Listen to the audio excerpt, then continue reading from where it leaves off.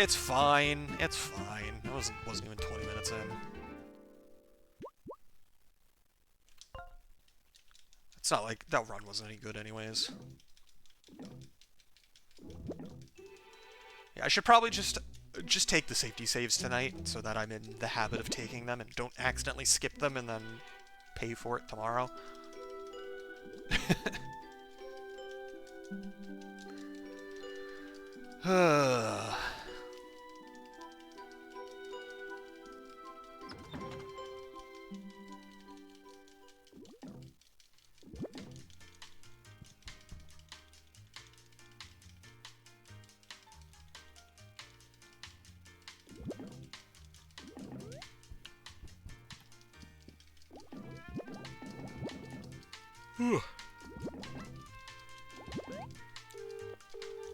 Yeah, the fact that I reset that run kind of negates the fact that I started stream earlier than I did last night, but it is what it is.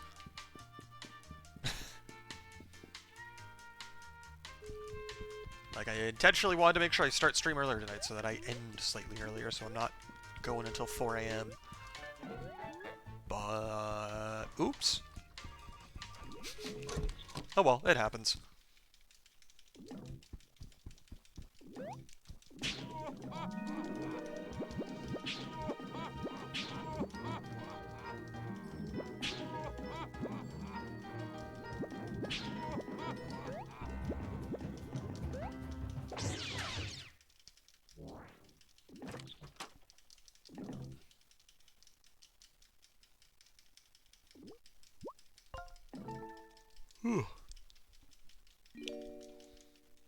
If I'm already yawning at the beginning of run, though, that does not bode well. I'll manage.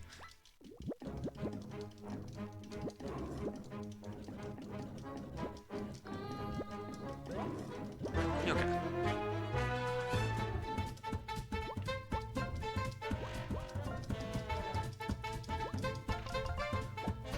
It's always good to make sure I don't accidentally take in a tutorial that I do not want.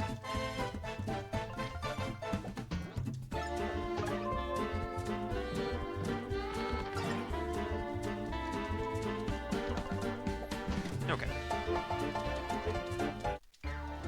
Let's keep things moving along.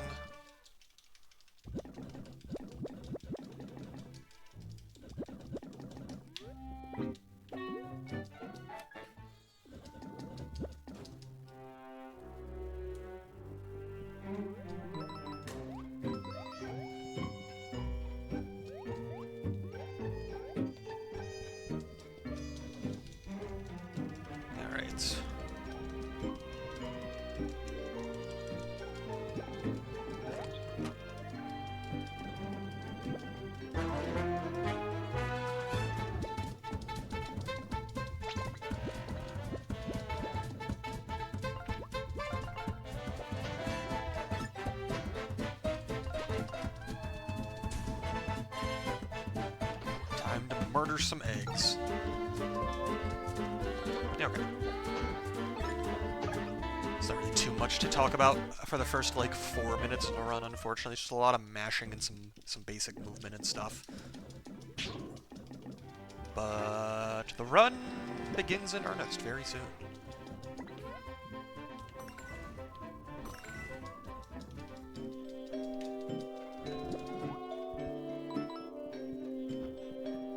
Because now it's time for the first trick of the run by going out of bounds.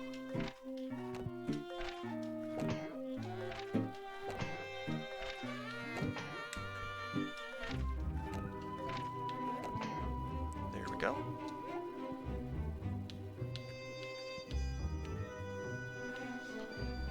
Okay. I should probably, like, practice the out-of-bounds movement there a little bit more closely so that I'm not kind of just winging it and, like, playing it safe with my movements, but it's not that big a deal. Okay, let me not forget to equip this time, and not lose 20 seconds of the boss fight.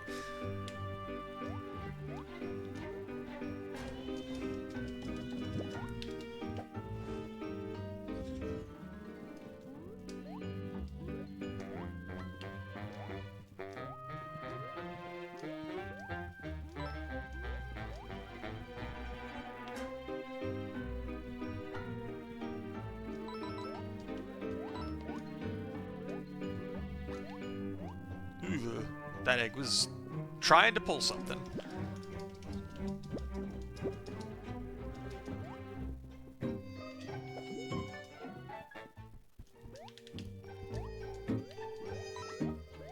Okay. Yeah, some of my movement through a few of those rooms was less than perfect, but nothing major went wrong outside of taking a couple tries to get out of bounds. So I will take it.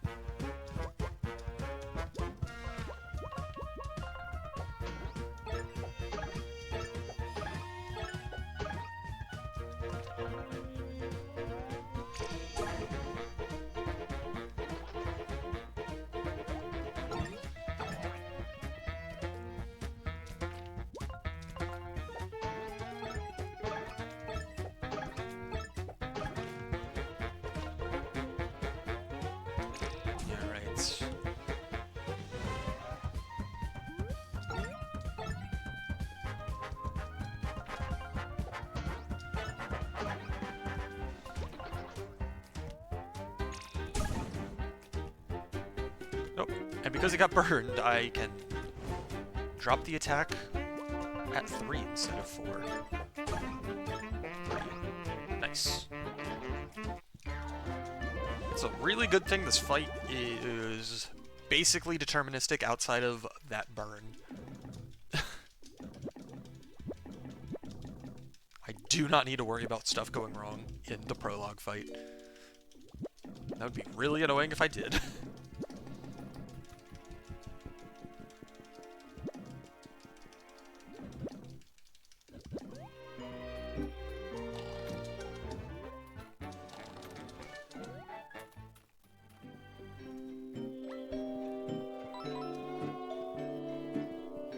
Nice! I will absolutely take a gold there. That's a pretty solid gold, all things considered. 10 seconds. Alright, and this guy's out of the way, so I don't need to worry about him.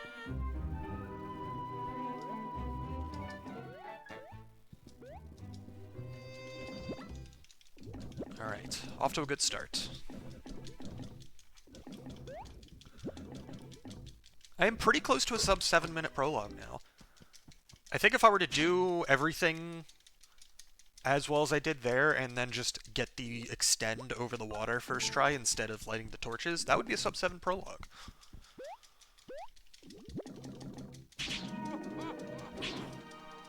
Unfortunately, I'm not there yet, but I'm pretty close.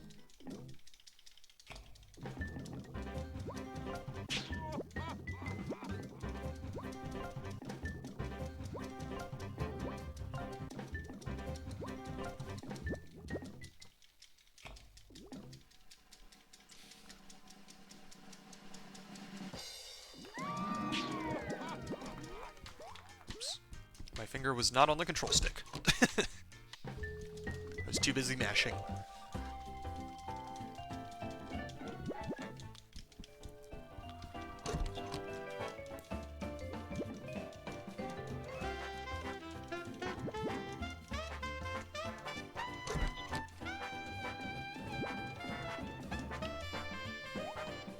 Oops.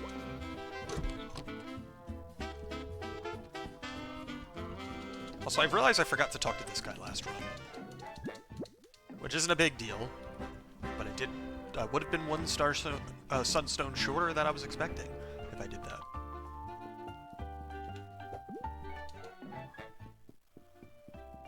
Keep calling them starstones. They are not stars, those are suns.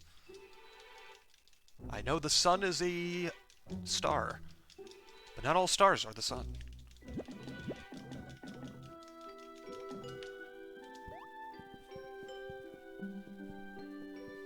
Alright, let's get this trick and not mess it up this time, though.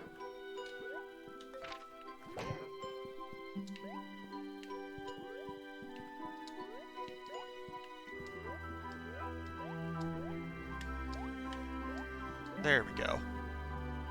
Oops. Didn't mess it up, and didn't flounder around looking for the dialogue trigger that time. Good stuff.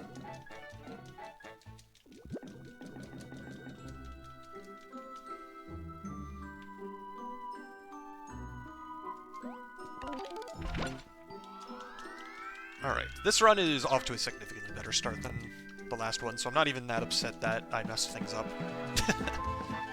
I'm not happy that I messed things up with Trollbert, but I'm not too upset either.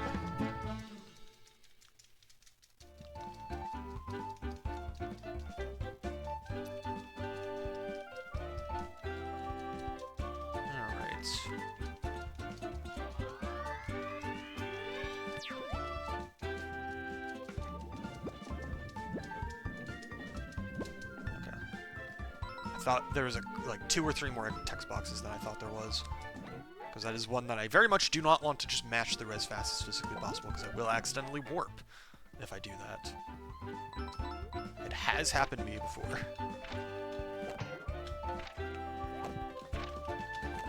Okay. I don't really need those 3 coins, but like, eh. Doesn't hurt to grab them in case I run away from too many fights later.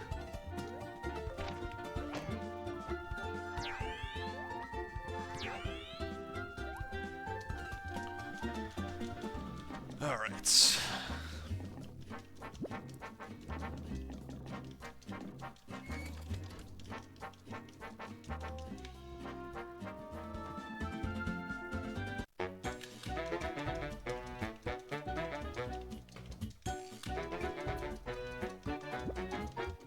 Gotta mash through some more dialogue, and then it's time for construction site early.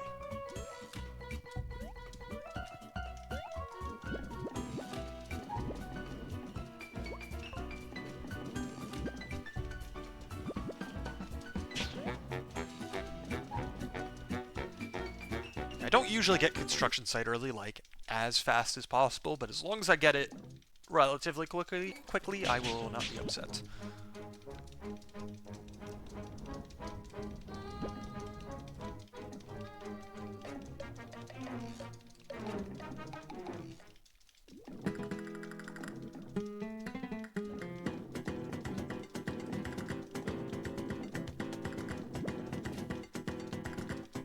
First, I gotta mash through a bunch of dialogue.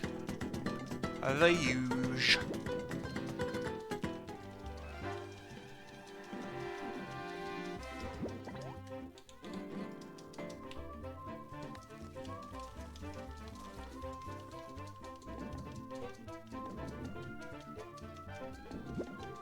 Alright, let's go.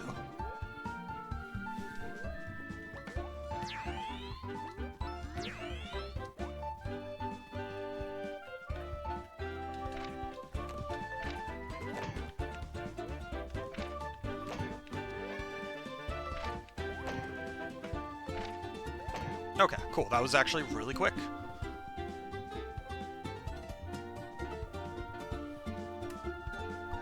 Okay, I will absolutely take a almost 15-second gold. That's pretty good. Oops, I did not jump. Oops. I need to be a little bit further out. Okay. Slow, but whatever. It's fine.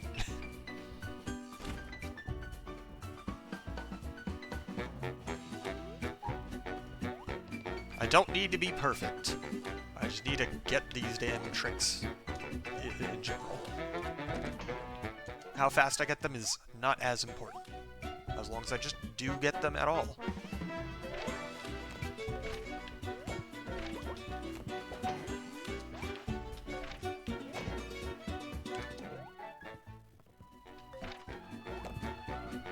Good stuff, good stuff. Got those jumps first try.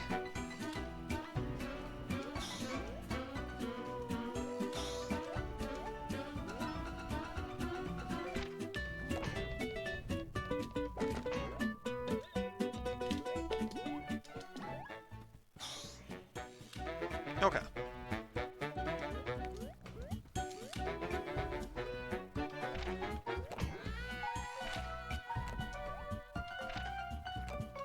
Come on. There we go. Right, this means I will, because that took a little while, I will probably miss the cycle on the crane. Or the platform, I mean. Oh, okay. We're good. We made it. Little sketch on the way up there, but it's fine. We got there. We didn't get hit by any wrenches, despite my best efforts to accidentally get hit. Oops. Hole. Thankfully it didn't matter for the barrel cycle. Alright, good stuff.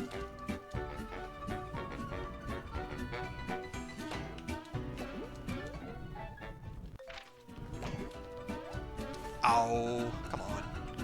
That was rude.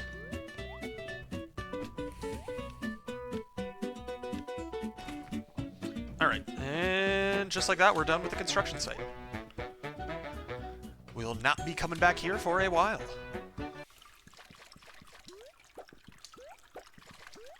Come on.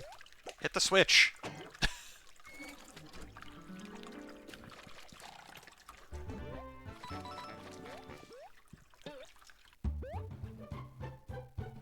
Okay, let me not be stupid with Trollbird this time.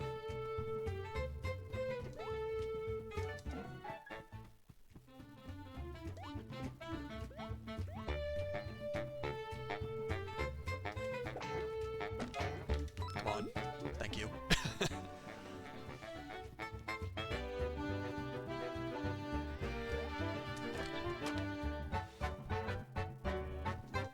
Buy one singular explosive brew. Don't buy more than that.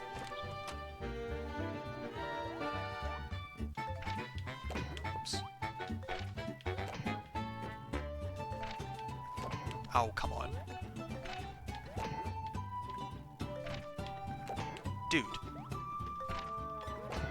I'm hitting the A button after I hit the pause button.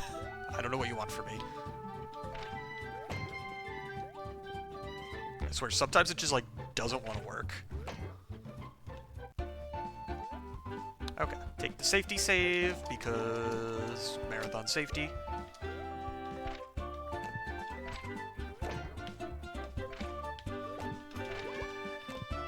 I don't even need a good jump to make it over Trollbird. I just need a jump, period.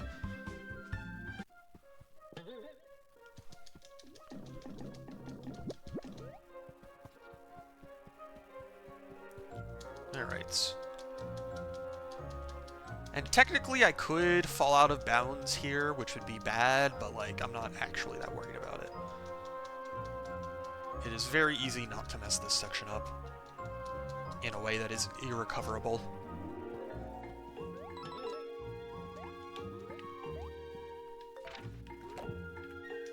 Oops. There we go. I think that's good. There we go. Got that nice and quick. If I had to play it a little safe. Cool. Good stuff. Let me actually move my notes closer so that I can look at them for the Enchanted Woods.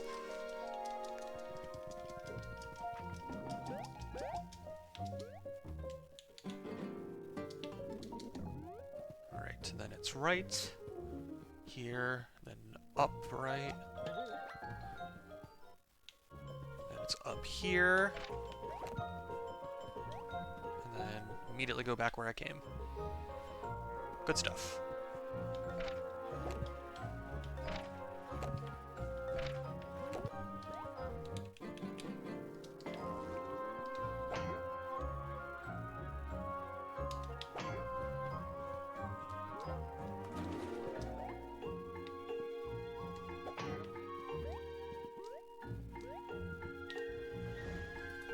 Alright. Enchanted Woods, Part 1 complete. Now it's time for Parts 2 and 3. Alright, so right, up, down, right is the next song.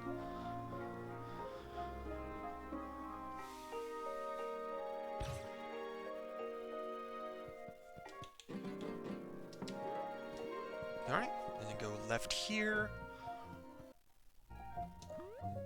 Here, down here, and then left. Try to avoid this guy. Good stuff.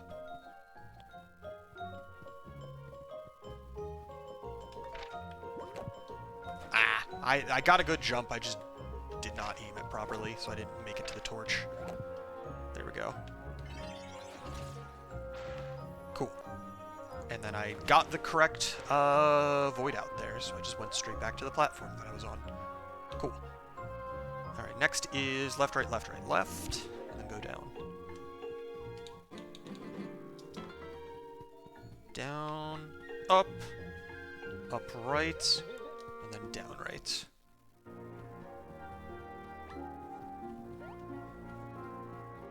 Cool. Good stuff. Oh, and an ad started. That's fine.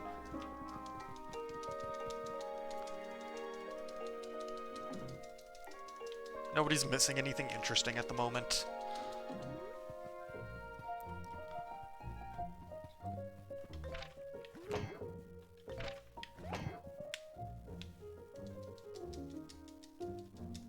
Alright.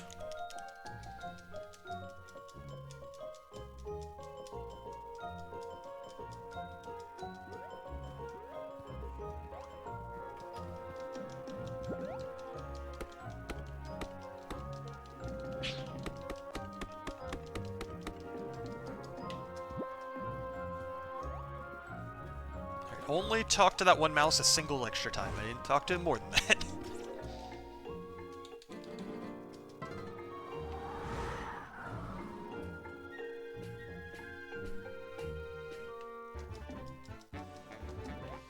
Alright.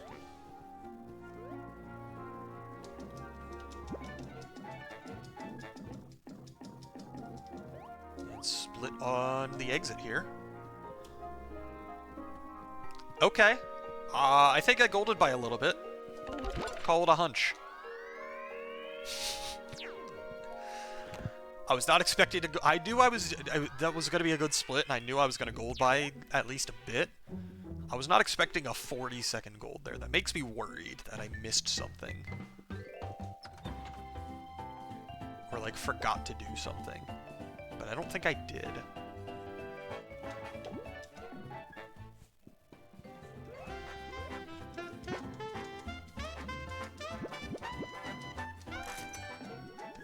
Ink bottle, by dark magic, and then by the attack booster.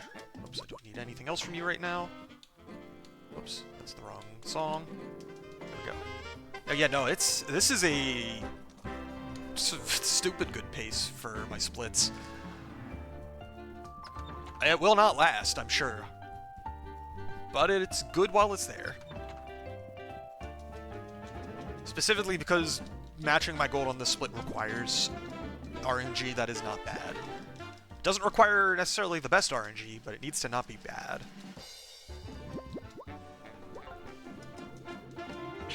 Okay. Alright, time to upgrade my abilities. This one. This one. And this one.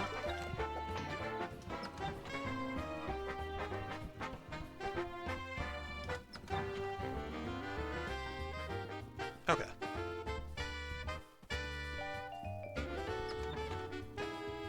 Oops. Okay. Now, all that's left for Chapter 1 is the boss fight.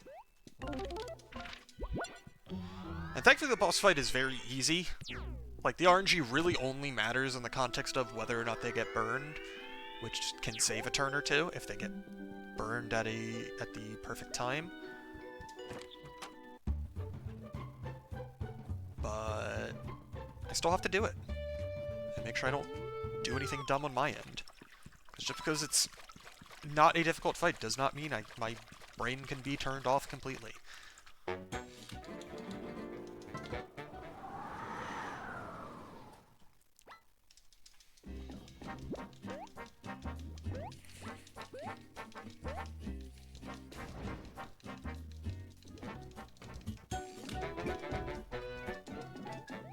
Alright.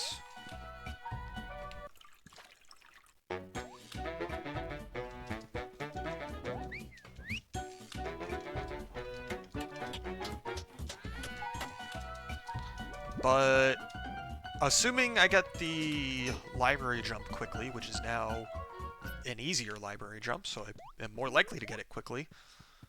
My library split can be pretty good, depending on how many encounters I get there, which is nice.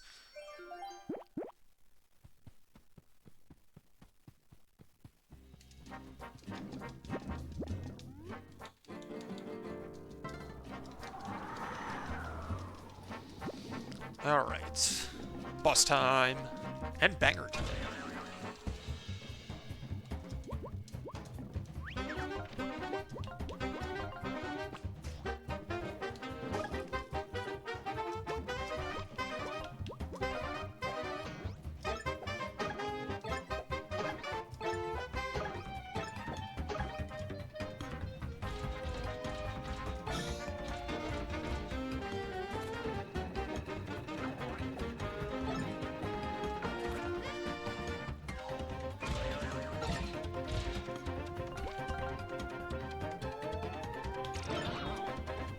Alright.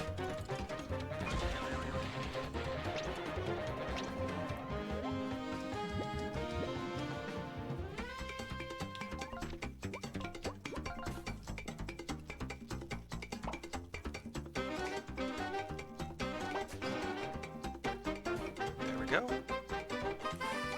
And these attacks are nice and quick and pretty easy to block, which blocking doesn't really matter in this fight, but still it's good. No burns. That is unfortunate.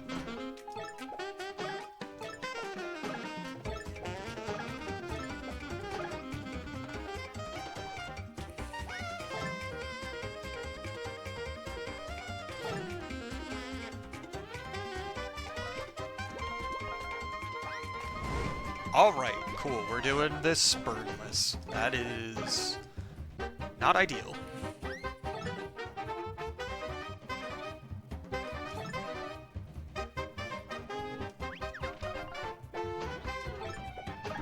He should be dead. There we go. It required an extra turn as a result, but that's not the end of the world. It just means I will not gold.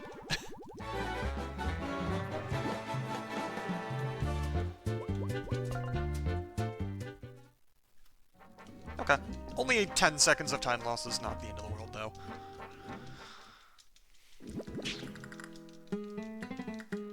But yeah, if either one of them had gotten burned off of that first explosive brew, or both of them, if both of them had gotten burned, that would have been even better. But if either one of them had gotten burned off the explosive brew, then it would have saved me an attack on that last turn. And if both of them had gotten burned, it would have saved me both attacks. Oh well.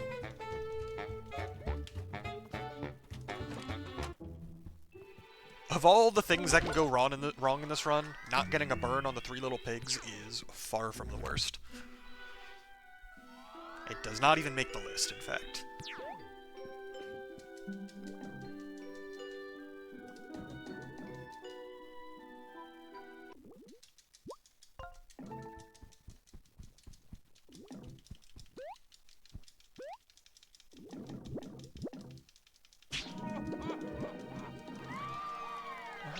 Sway NC is live.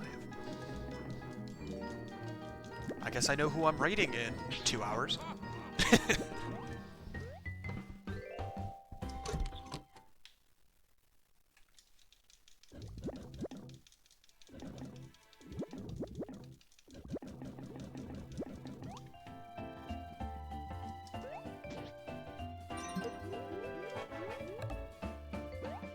Alright.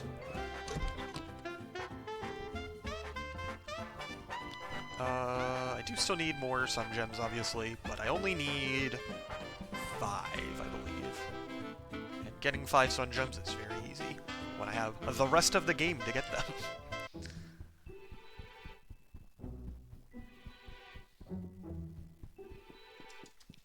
I think the 5 Sun Gems that I will get are the one in HR, the one behind the fountain in Innsbeek, the one on top of the arch in accounting, the one on Molten Volcano, that's 4, and then the one on the boat in Innsbeek, which is 5. I think those are the 5 that I get.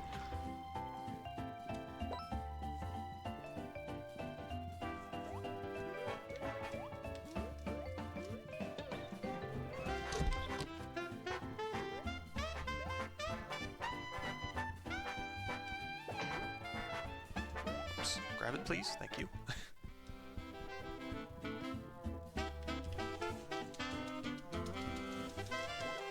And if for whatever reason I were to forget to grab one of those or something, it is very easy to just go ahead and grab an extra one somewhere.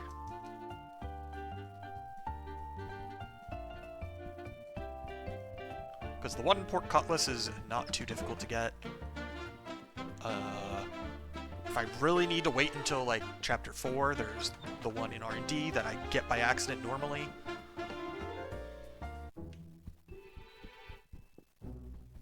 So, yeah.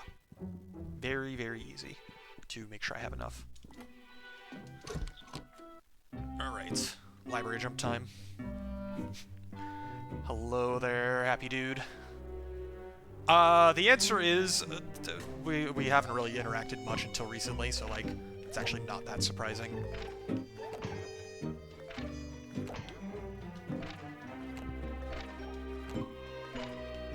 There's too many speedrunners to make sure you're actually following all of them. Come on. There we go. That was definitely not perfect by any means, but that was pretty quick. Hello there, Namus. Thank you for the good luck. I come equipped with some new jumps that make a couple of the jumps that I hate slightly easier. That I figured out very recently. That sucks. Okay. Well, that's a massive time loss. Because I accidentally fell down. Oh well. I will make it work. But yeah, that actually does really suck. I didn't get the encounter, but that doesn't matter when I have to go do the jump again.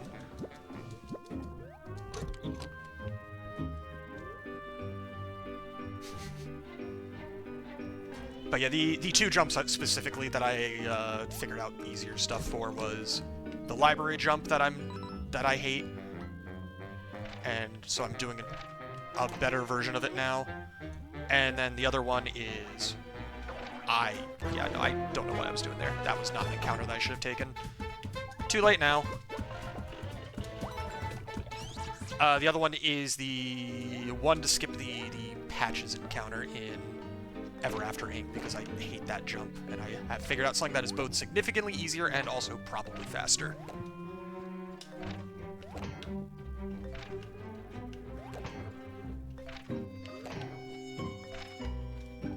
Oops, I just did not get a jump. Come on. Come on.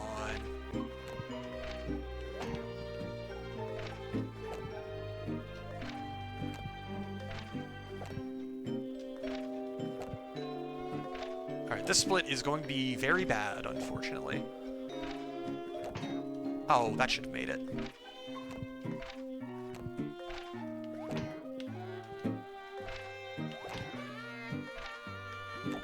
That should have made it. Come on.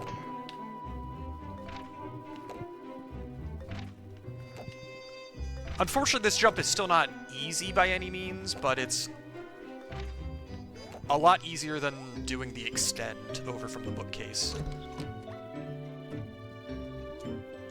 Ow, what? How did I not get on the spring? Come on, man. Alright, that sucks.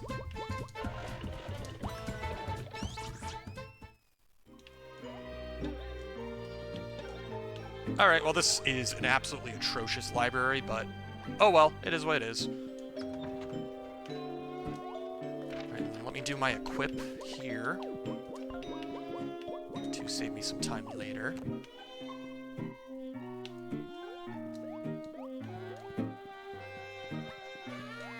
Okay, at least I didn't encounter that guy. Minor consolation.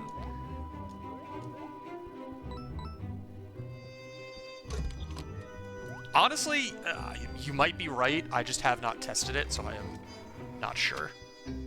But honestly, at this point, I wouldn't be surprised.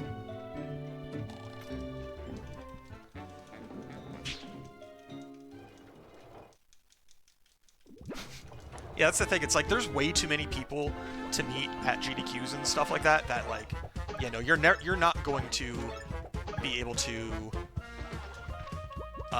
follow all of them every single time, and every single time you're going to realize, oh, I'm not following this person yet. Oh, I'm not following this person yet, etc., etc. There we go. Alright, for as bad of a split as this was, I did not lose nearly as much time as I should have.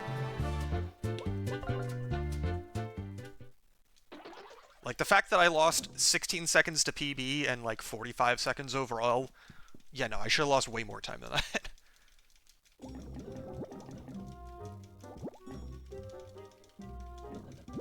Yeah, maybe it is worth checking to see how long the intended route is in the future. But that is something to look into when I'm not in the middle of a run. Alright. On to Chapter 2, though.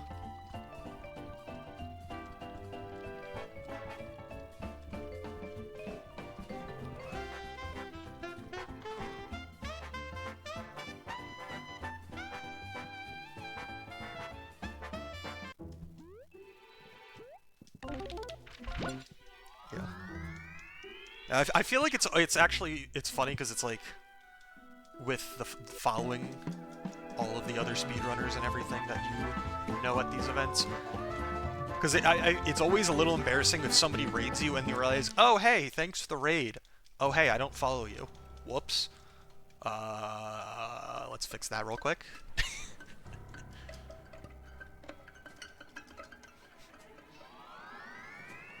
Because at least if you never interact on Twitch, there's plausible deniability there.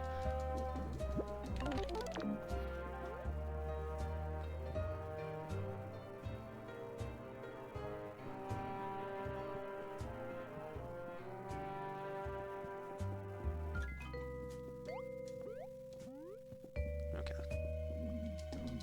Alright, despite losing a ton of time on library due to something stupid, this is still a very good pace. I'm starting to wonder if I should just, like, cut my losses, take the encounter from the librarian so that I don't accidentally fall down or something, and then just take the encounter, that way I know I am good to go and not going to fall down or anything. Because it doesn't happen often, but it has happened to me more than once now. And I think the moment it happens more than once means, hey, you should probably do something differently. Even if it's literally only twice.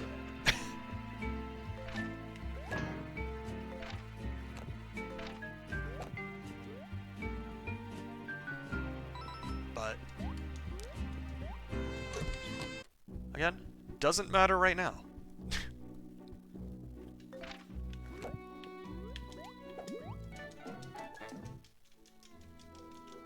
Alright.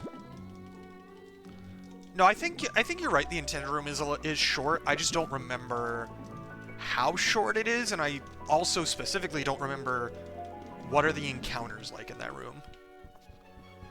Because if the encounters are not easy to avoid in that room, that also doesn't give it many points in its favor. But I don't know one way or the other.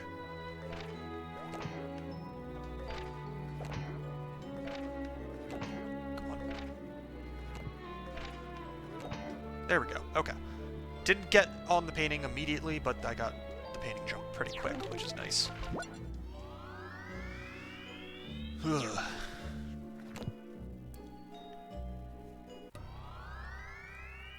Alright, as long as I don't botch seal skip like I did last night, I will be happy. Because I didn't botch seal skip in the nuclear way, but I did botch it in some pretty dumb ways that lost me a bunch of time.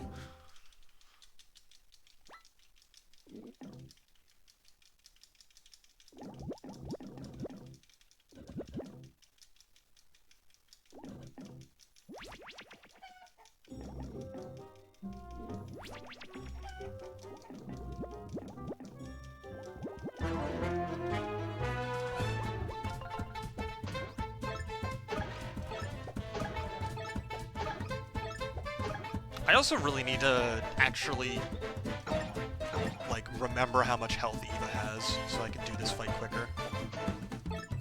Yeah, that kills her. Okay. If she only has 10 health, then that's good to know. But I actually never remember how much health she has. Down to, like, the exact amount, I should say.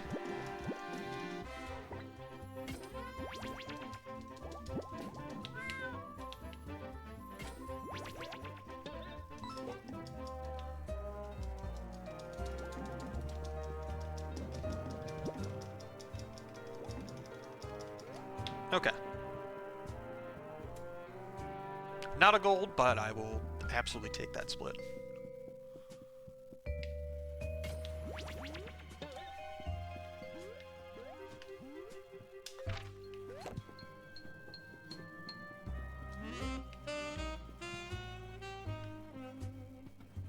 Okay.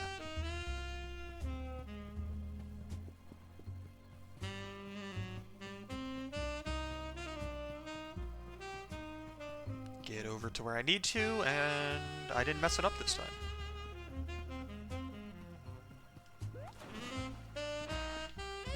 Cool. Good stuff.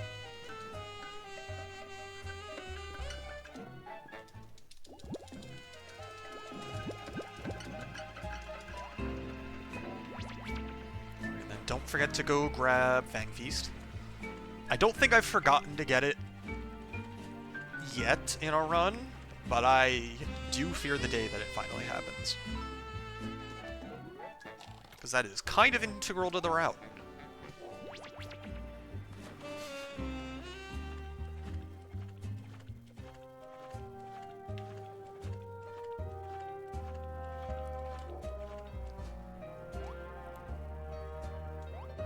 I bet if I were to forget to get Fang Feast, it would be possible to salvage things, but like, not in a way that's fast, and I would have to do a lot of routing on the fly. It is relatively well hidden. I don't think you're the first. You're not the only person I know that did not find it casually at first. I don't think it was his. Like, I think he only knew where it was. One friend, Johan, he played the game on stream, and I think the only reason he found where Fang Feast was is because he watched me do a speedrun and realized, oh, he gets that item. I never got that.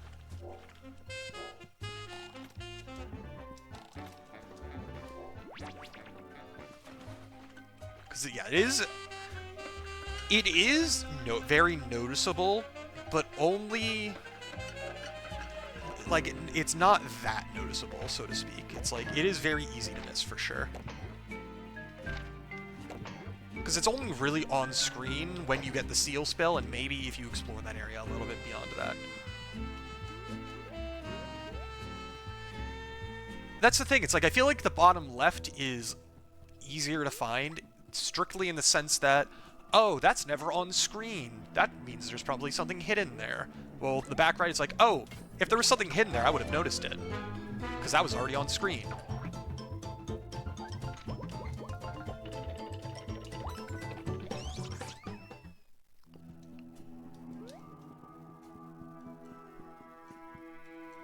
But regardless, I feel like everybody has, like, one item in these games that's like, oh yeah, somehow that was just the last thing I found, even though, like, 80% of people found it literally immediately. I feel like that is more common than we care to admit. Alright, go ahead and heal. Save as well.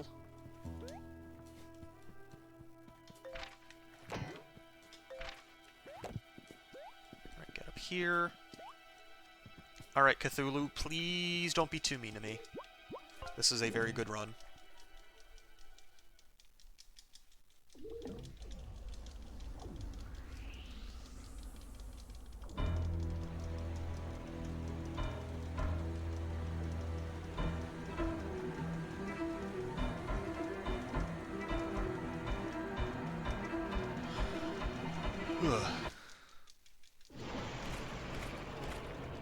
Yeah, that's the thing. Like, that's what I mean. It's like, it is 100% on screen, but it's only on screen when you're doing more important things. Like, when you first get the seal spell, it is 100% fully on screen. The issue is you're not paying attention to that because you're in the middle of story movement.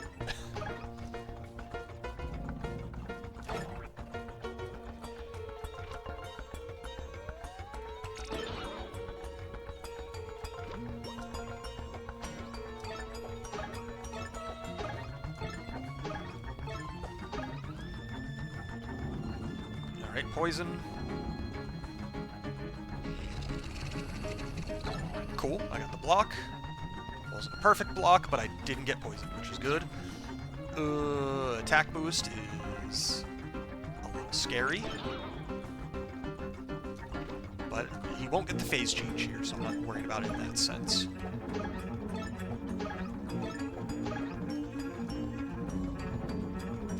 Oh, that is not what I wanted to do. Time to heal.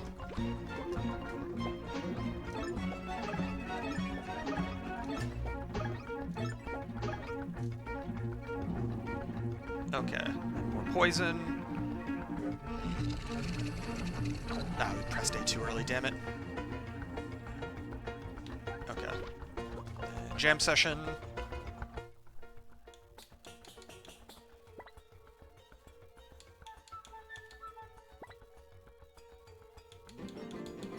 This move is so slow, but unfortunately my health is low enough that I do not feel comfortable going to phase 2 without it. And the damage boost is also nice, but not the reason I'm using it.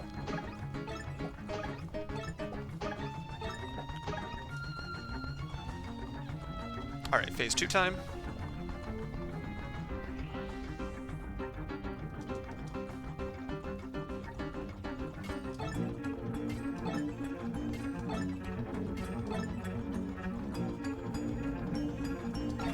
I need to hit my blocks, not because I actually need to stop the damage, but if I hit the blocks, then I get more SP, and that lets me switch and attack more often.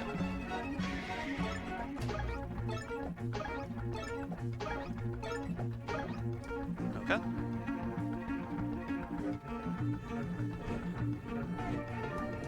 Ah, I pressed A too early.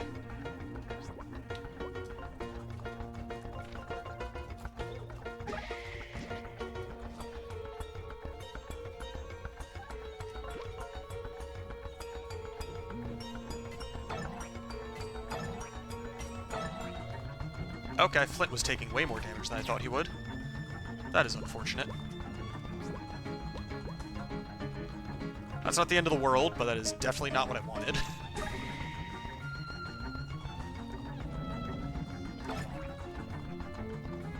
Okay, attack boost is gone. Switch back to Eva. Okay, that's gonna make this fight take longer because I didn't get to use Flint's Buckler Barrage one more time, but that's okay.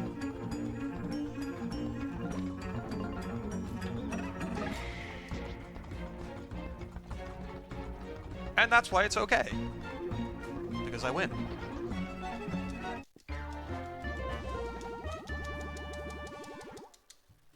Alright, despite a pretty mediocre fight, that was still 20-second gold. That is very surprising to me.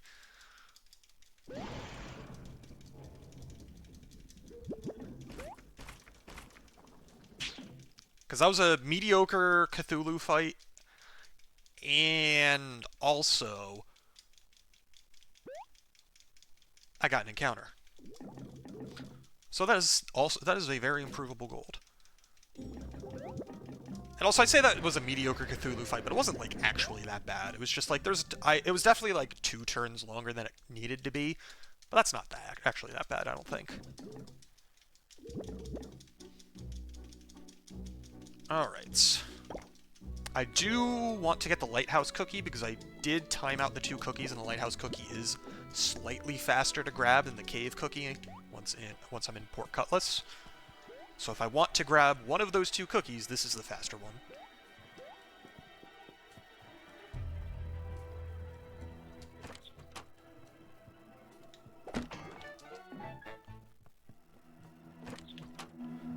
The debuff in the Cthulhu fight makes it so you can't attack. And so you either have to spend the turn defending, using an item, or switch to another character. And if you have SP, you can switch to another character and they can still attack, which is why it's actually optimal to get as many of the tentacle attacks as possible and then make sure you block it. Because that'll give you more SP and that will let you switch and attack an extra time. Because it'll give you an extra bar.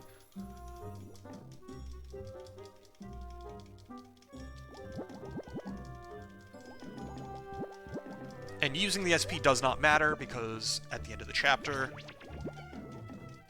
you just get the SP refill. Right, I need to go up here, go talk to Mr. Moon, and do some other bullshit in the process.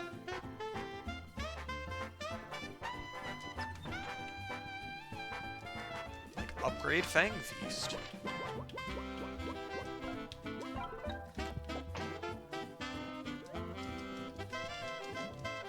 Which I do need to equip, but I don't need to equip right this second.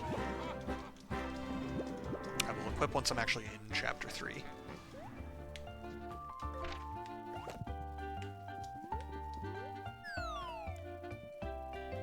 Alright, and I think I have enough money to just outright buy the cookie now, which I don't normally.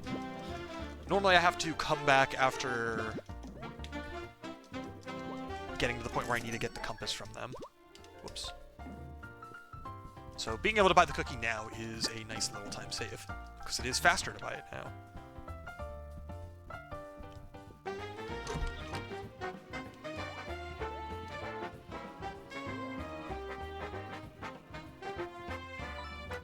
Alright.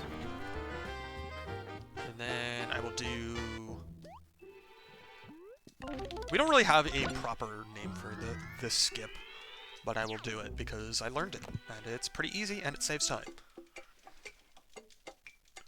This run is on a good enough pace that I might just say fuck it and not go for Crab Skip even though I want to, because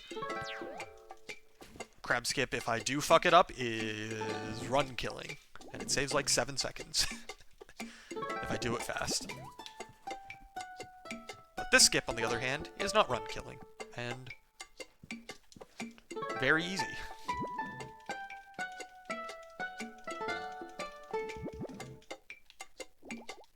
The thing is, I like Crab Skip. If this was a normal PB attempt, I would probably go for it, but because this is marathon prep, I can't afford to have the run die. Alright, go over here. There we go. I mean, that's the thing is, the loading zone is in such a weird spot. I'm actually not that surprised. Because, like, you can go in that alcove and still not hit the loading zone when you jump, if you're not in the exact right spot. It's weird.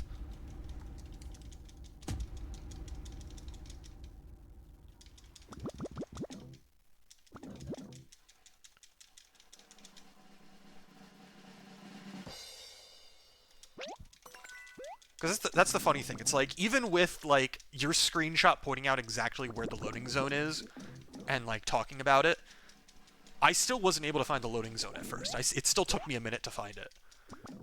Now that I know where it is, it's very easy to hit. It's not, like, difficult to find it once you know where it is, but, like, if you don't know where that loading zone is, it's not intuitive. Because, like, you have to go into that alcove, hold left, and then jump, and then you'll hit it. And if you're not literally holding left while jumping, you might not hit it.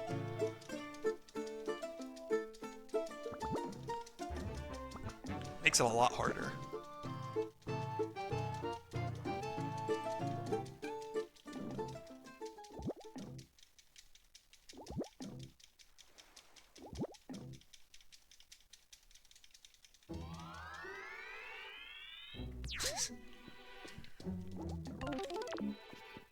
Yeah, it's like, I feel like even if you do hit it one time, you might not even realize where it is, because it's so... because the camera being weird there, and it just not being intuitive.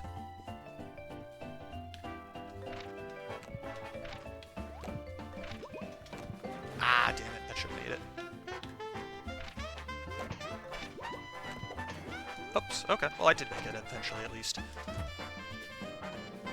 That jump can be very annoying sometimes, but thankfully you cooperated that time.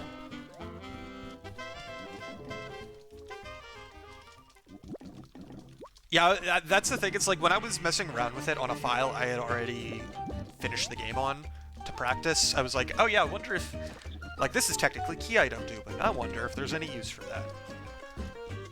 The answer is probably not, but it's funny.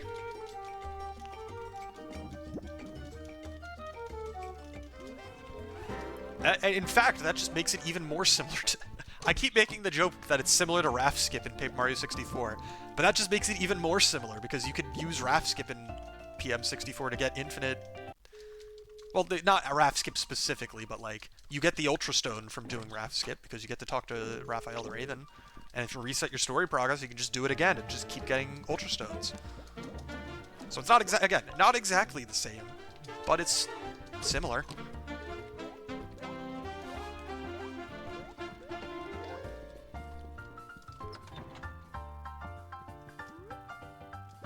Alright.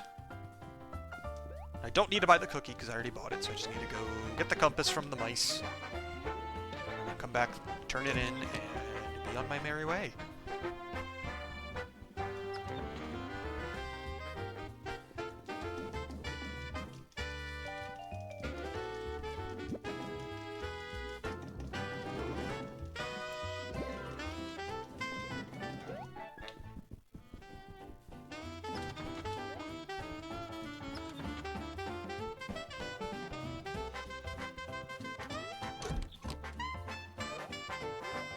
Thankfully, from this point on for the rest of the run, I don't need to worry about money, because anything that I do need to spend money on, I will have enough money from the Chapter 3 fights.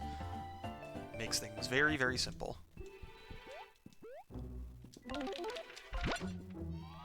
I didn't turn in the fucking compass. God damn it. Okay, well, this sucks. That's entirely my own fault. I literally said, go turn in the compass, dumbass, and then I didn't do it. Okay, that's fine. That's like a minute down the drain. But it's not the end of the world.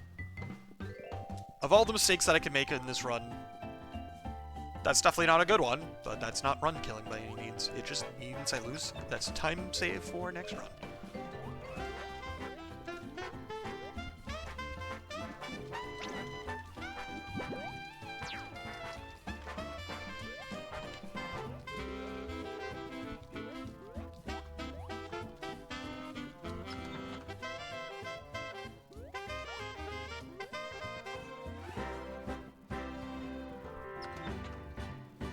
But yeah, that sucks. I wish I had remembered before I teleported. But I'm stupid.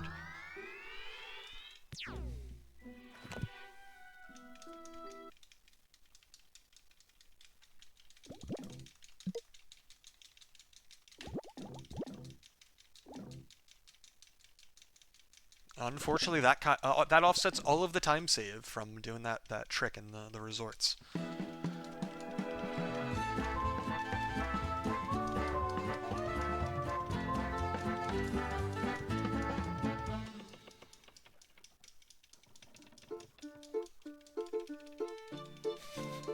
Yo, Richard. Yeah, this run, well, I just made a very dumb mistake that lost me, like, 45 seconds to a minute, but this run is very good at the moment.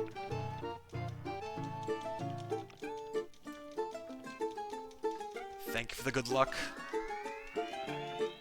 Are you tech for tomorrow, or is it, not you tomorrow?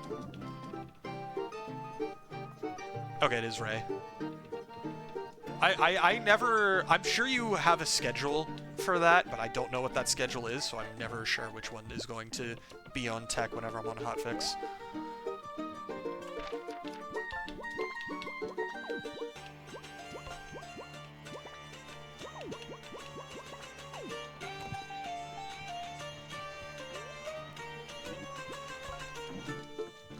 Okay.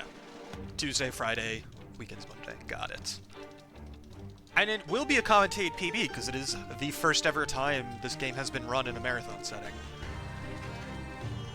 This game has not been run in a speedrun marathon yet, and it being on it's its first time on hotfix, so it is altogether the first time it is in a marathon setting.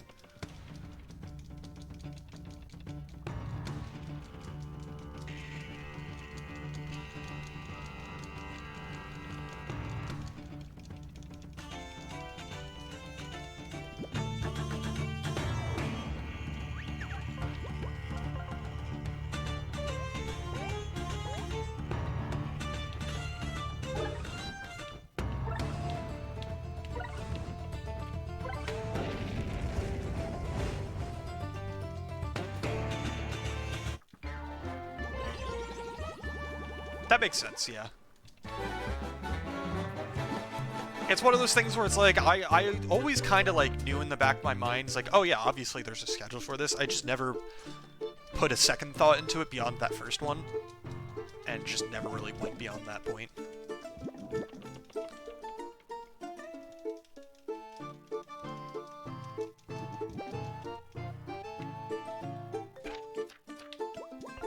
So I want to do that. And do this. There we go.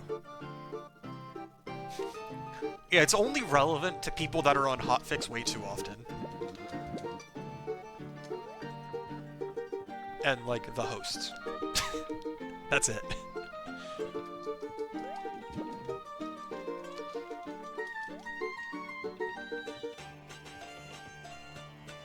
So it's relevant for, like, King J and nobody else.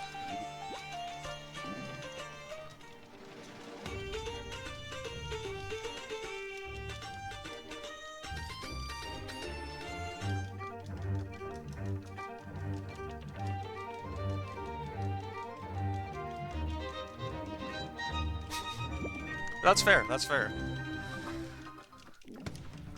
It's basically no different for you at that point.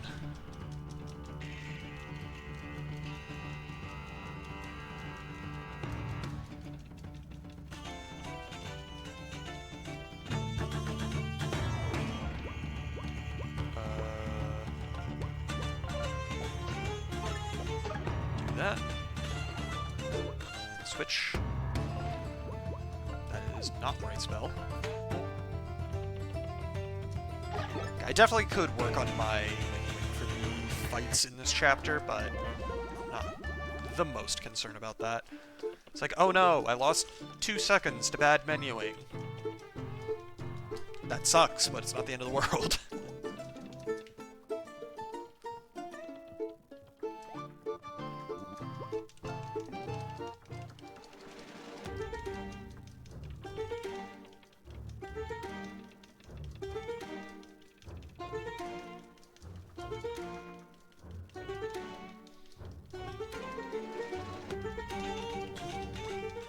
If this run ends up being a good PB, that would be very nice, because the fact that I won't be running this again until after SGDQ will not sting as much if I get a good PB tonight. But we'll see.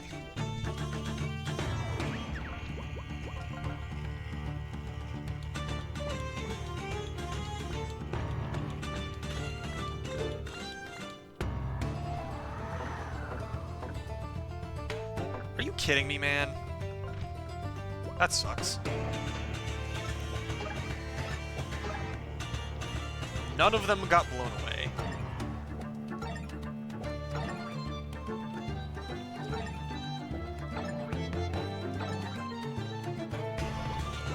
And then I can't even use it again.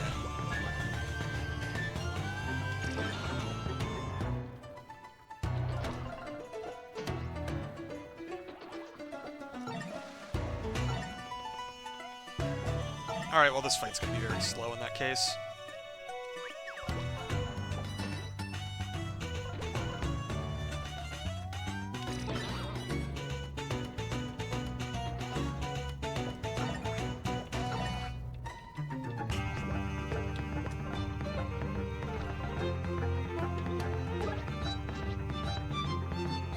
Oh well.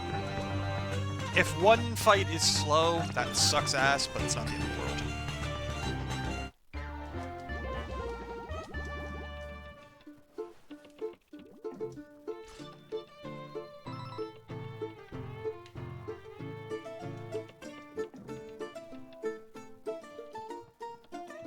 Alright.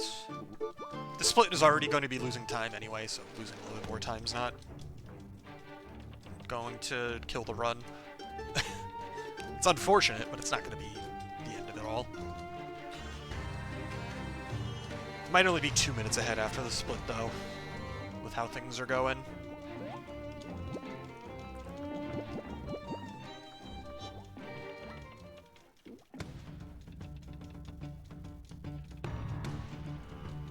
Alright. I want to use Buckler and bring out to Eva.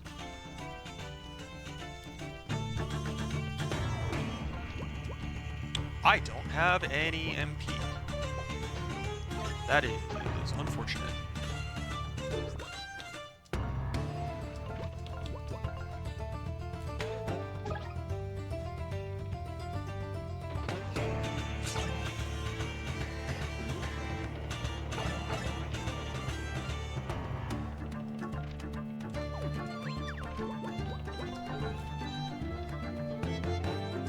Why do I not? Okay.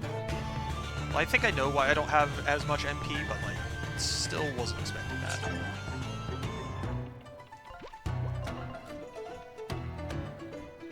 Damn. Okay, whatever. It's not the end of the world.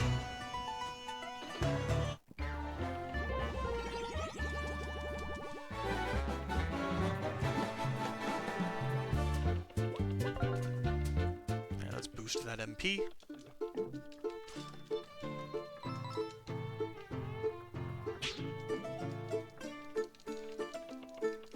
There's still 2 more fights.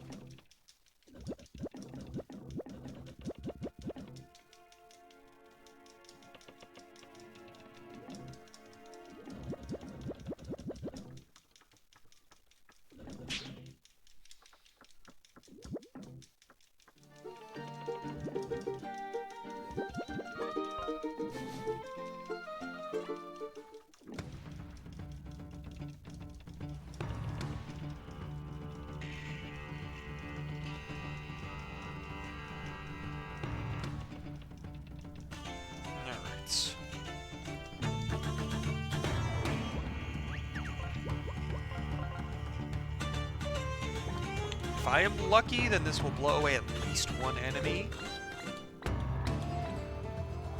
But we'll see.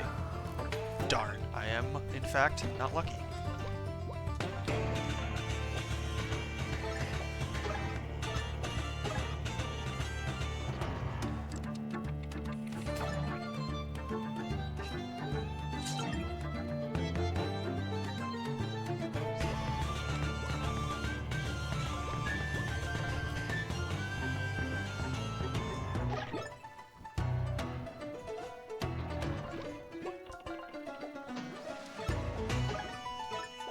Okay.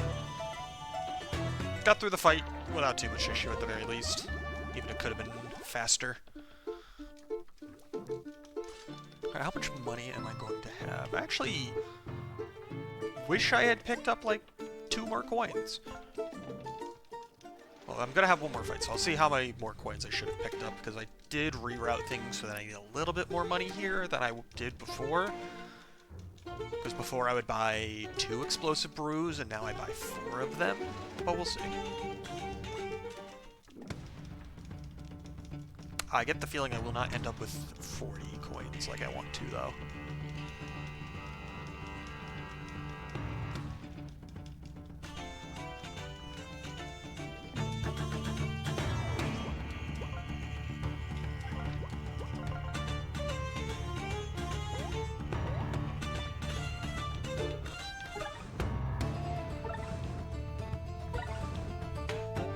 Alright.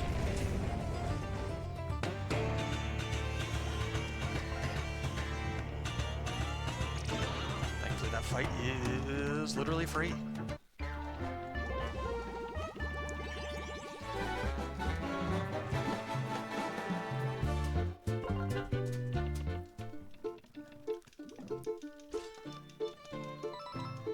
Yeah, I need an extra 4 coins from somewhere. We'll see. I don't remember if there's any lying on the ground in Pork Cutlass, so I will see what I can do. Otherwise, I will just buy 3 and then route out one of the 2 that I used during Captain Silver's fight. Because I didn't use them before, now that I use them. Okay, so this means that I do need to just be careful and make sure I'm picking up the coins from the yoga mats every single time.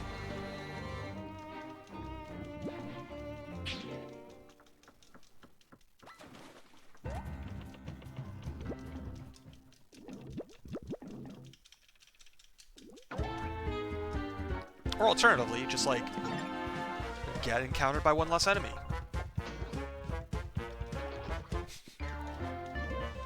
Unfortunately, it's not that simple.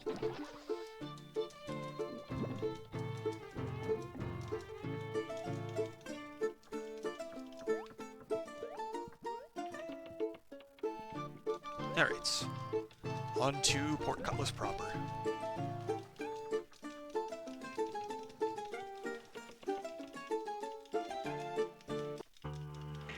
Okay, so there are some coins here, but not many. There's 3 coins there, if I can find a 4th one.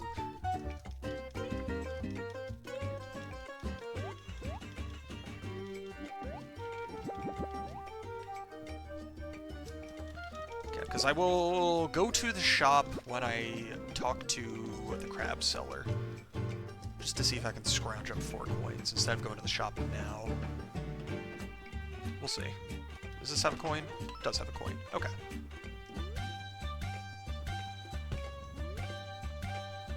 Do these have coins? One of them does. Okay.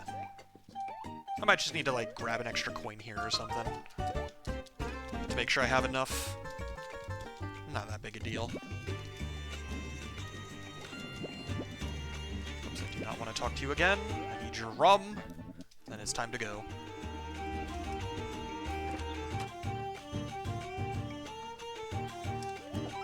Cool.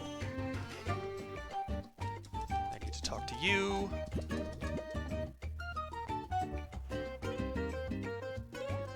Talk to the crab seller twice. Then I will go buy my explosive brews now. Because I have enough money now. I need 4 of them.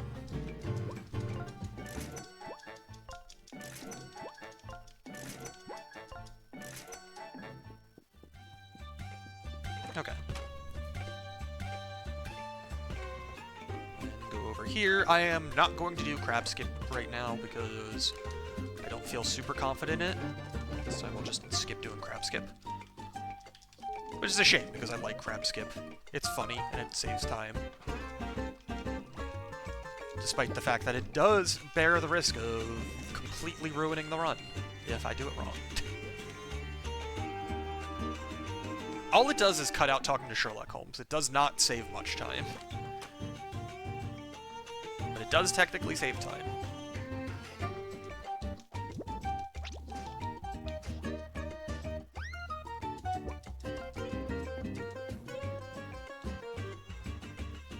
Yeah, I'm already going to be losing time in a second on the split, which sucks because I actually don't...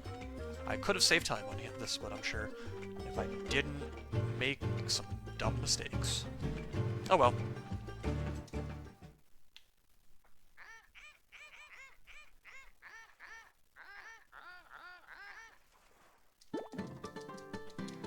Alright, let's see if I am losing time to PB or not, though. That I don't know yet. I have 30 seconds to finish the split before I start losing time to PB.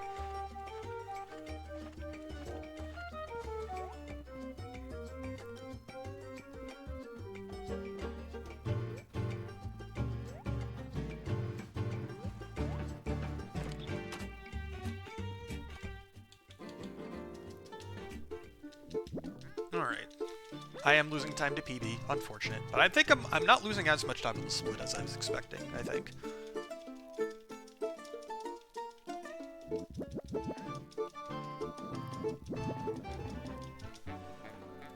Okay. Yeah, I lost 41 seconds to my gold there, and I was expecting to lose closer to a minute.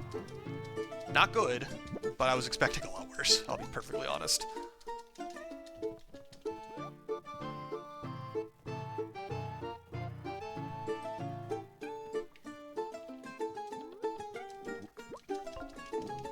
Alright, the next fight is the Librarian fight.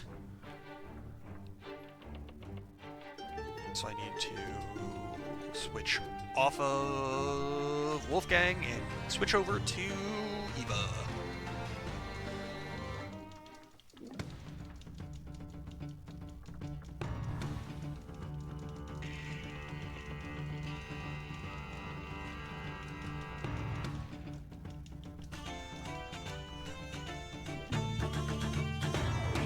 But first, I can kill one of them with Flint.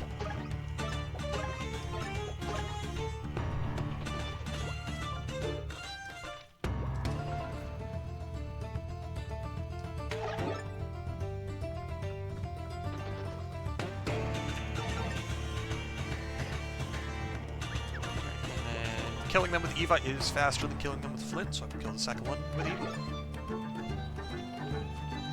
Or the third one, I should say, not the second one. Alright.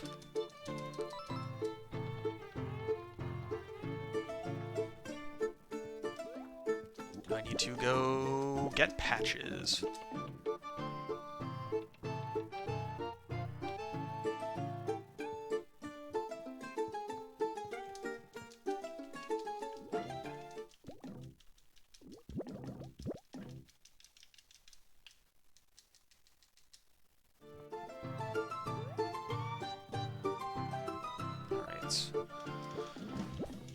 Well, there's definitely a good number of things left in the run that I need to actually worry about that are not literally free by any means. Like, a lot of the hardest stuff is over at this point.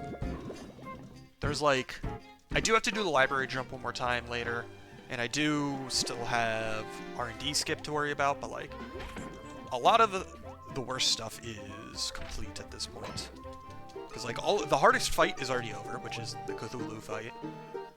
Some of the hardest skips are in, like, Chapter 1. I did it again, where I didn't grab the rum. I did the same thing last night. It's like R&D skip is the hardest trick left, and then Mr. Moon fight is the hardest fight left. And as long as I don't fuck up the fight is pretty easy to win. As long as I don't mess it up, of course. But we'll see. One thing at a time.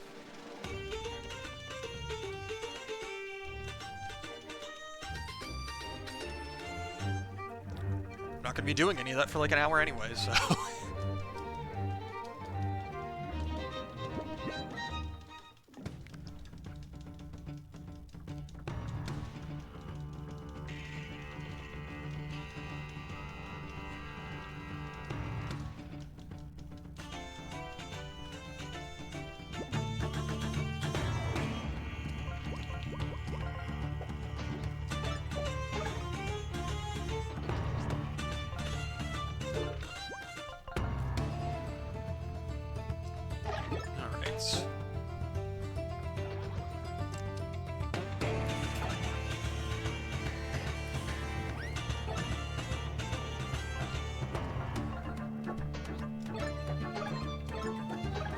I was gonna say that attacking using Buckler Barrage there is not the fastest it could be. It is faster than letting the enemy attack, but like it always feels slow. But getting a poison cuts out an extra hit from it. That helps speed things up a little bit.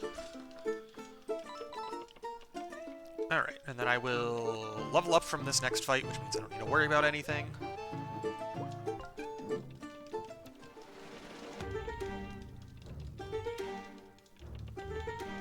Because the Three Little Pigs refight is coming up after this next fight, with no break in between them.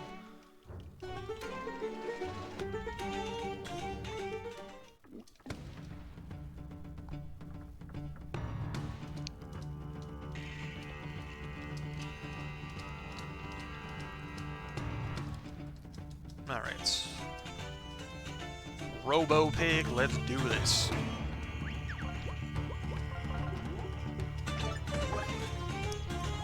Then switch to Eva.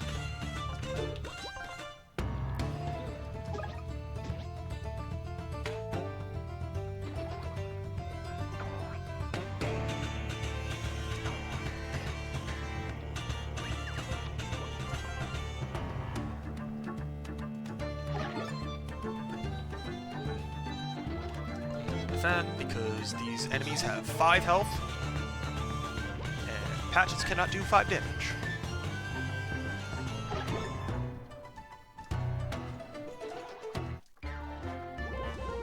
Great, and then next up, let's boost MP.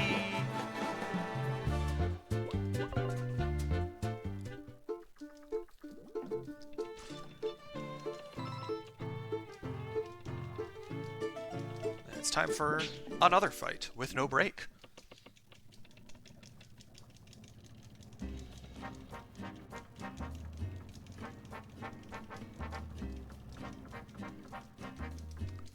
But because we're fighting the 3 little pigs again, it's time for a banger.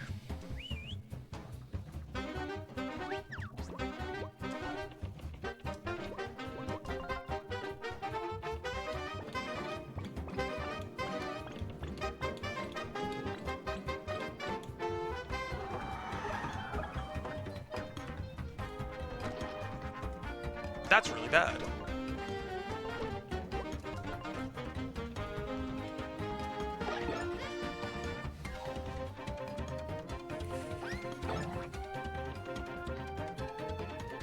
Oh well, it's not the end of the world.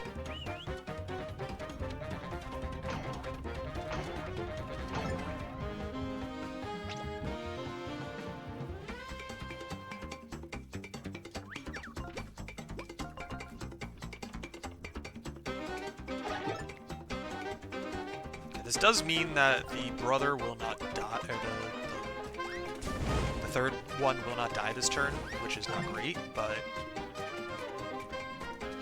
it's not the worst thing ever.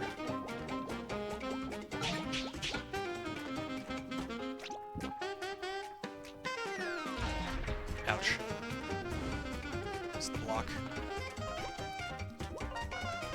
Yeah, this fight's just gonna end up taking longer because of the whole shield thing. Just attack, yeah.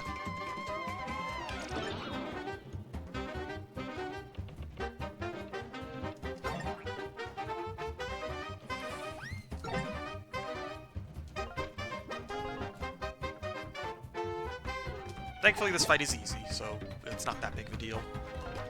Just unfortunate.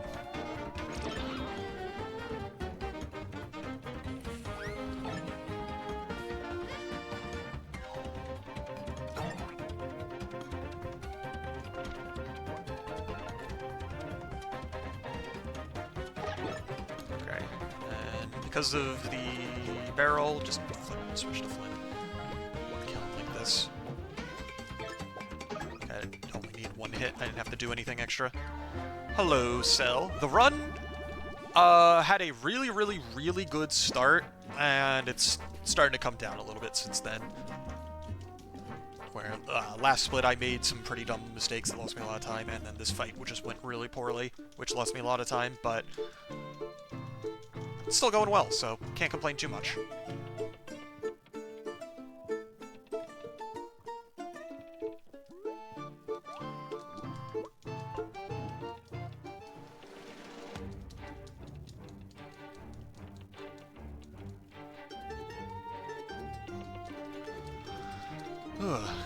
I did get in some archipelago work before starting stream tonight, because partially just because I wanted to, but also partially because I figured if any of my games have important checks at the beginning, it would probably be a good idea to spend 45 minutes and get those out of the way real quick. And then I saw that one of them did have something important at the beginning, because literally one of the first checks in the game is one of Rio's abilities for Jak and Daxter, so yeah, it was probably a good idea that I did that before starting stream. Now that is very understandable. That is one of the reasons why I cut down my Rift checks by so much. Partially because of having a hotfix run tomorrow that I'm preparing for. Partially because I realized, oh yeah, no, if I'm not in a very, very rifty mood, doing an archipelago where literally every song from the game is included is a lot. And I knew it would be a lot, which is why I wanted to do it at least once. But now I know. But Hollow Knight is one of those games that I could literally just play for any reason whenever, so I do not mind having that included.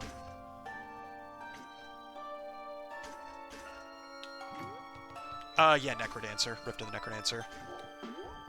Yeah, because a handful of us are doing asyncs in Archipelago, and Rift of the Necrodancer is a game that has unofficial Archipelago support.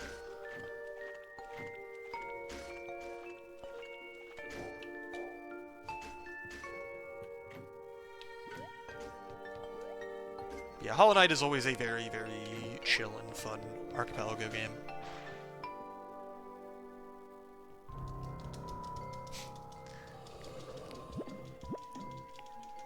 I mean, the thing is, you have...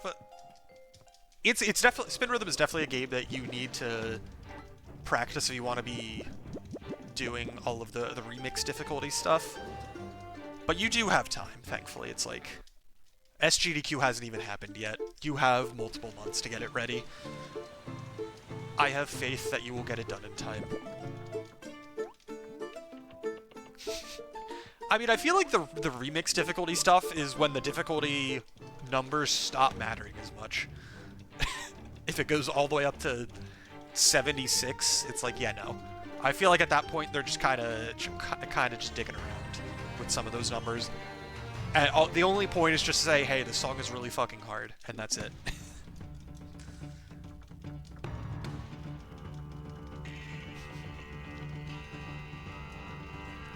Yeah, it's barely a passing grade, 76 out of 100. It's a solid C.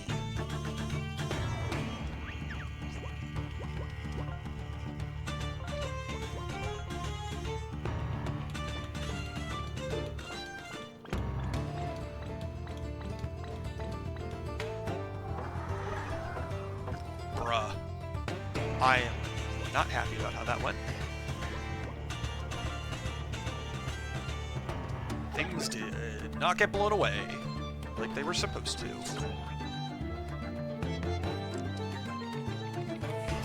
And Eva took way too much damage.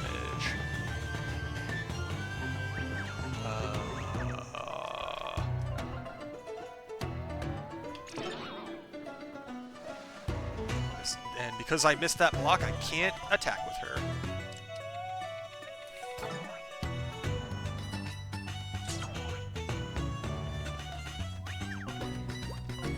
Okay. I am going to be losing a lot of times, but these fights have been really bad.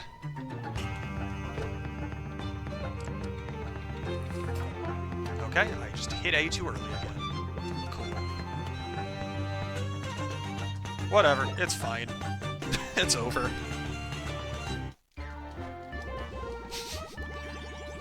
I mean, you can't go wrong with Eurobeat.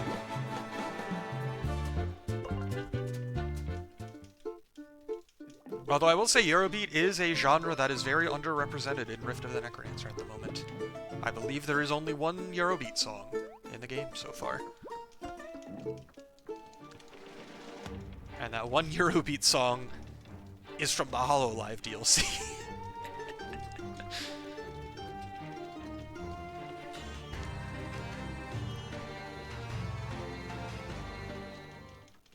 Oh, yeah, though that is definitely an interesting pair of songs to remix as Eurobeat.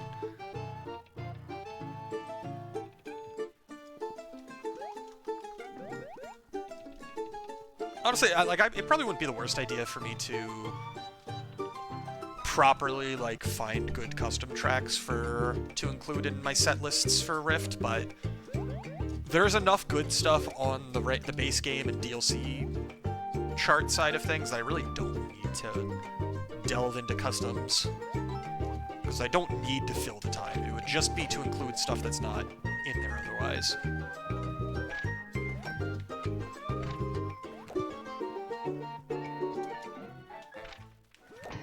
Okay.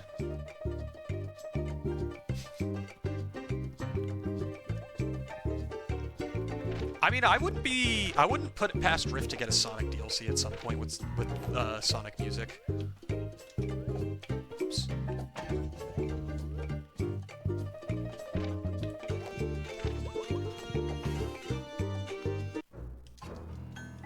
I mean, that's very fair.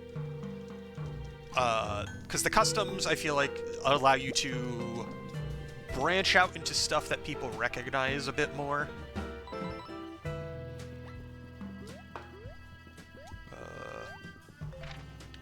Okay, cool. I did not get encountered by that guy. But yeah, it lets you get some stuff that people recognize a bit more, which people always like for rhythm games. And it also just gives you more options as a whole, as far as the difficulty selection goes.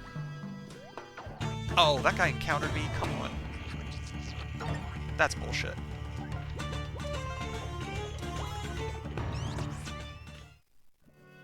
And because I encountered him while falling off, that happened.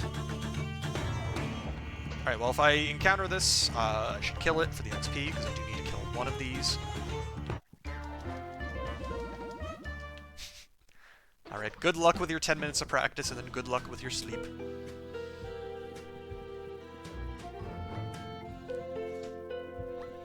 Okay, well, I lost time in this room for no good reason. Alright, this guy is just being mean to me.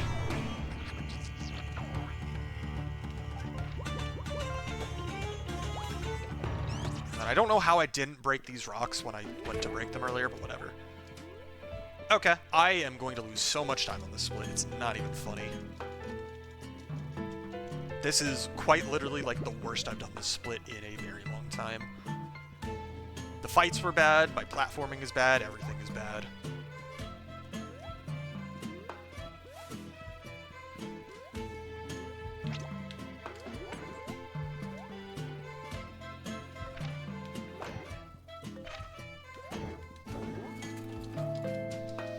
Oh well, it is what it is. Unfortunately, I am not going to be able to do this stuff perfectly every single time.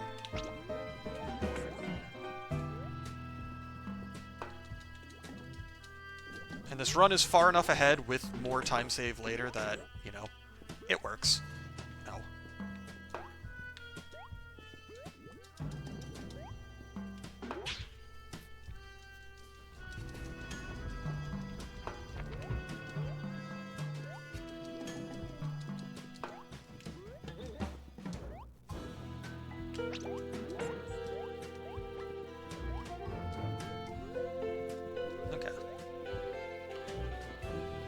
Unfortunately, I still do have 2 more mandatory encounters in this part of the chapter before I can move on.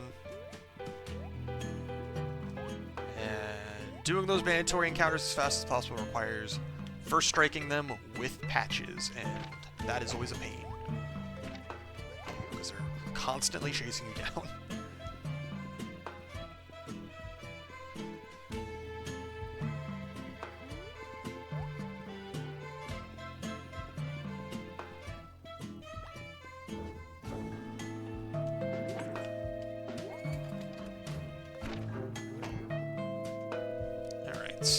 Hopefully I can encounter them quickly, and I'm not spent floundering around for like 30 seconds like I was last night.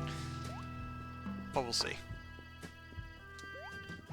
Okay, I will encounter it with Flint, I guess.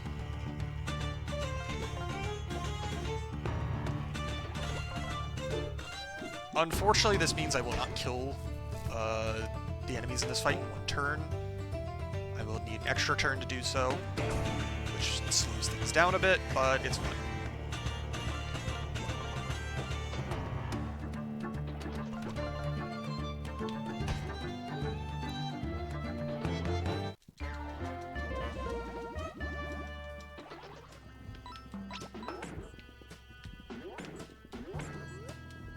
Okay. Took a second to get the encounter, but I did encounter it. Without wasting too much time. So that's good enough. Yeah, both of these fights are possible to win in one turn, but only if you encounter them by first striking them with patches, because patches can do 4 damage, and the mushrooms have 4 HP. So it's the only way to kill one of them in this specific way.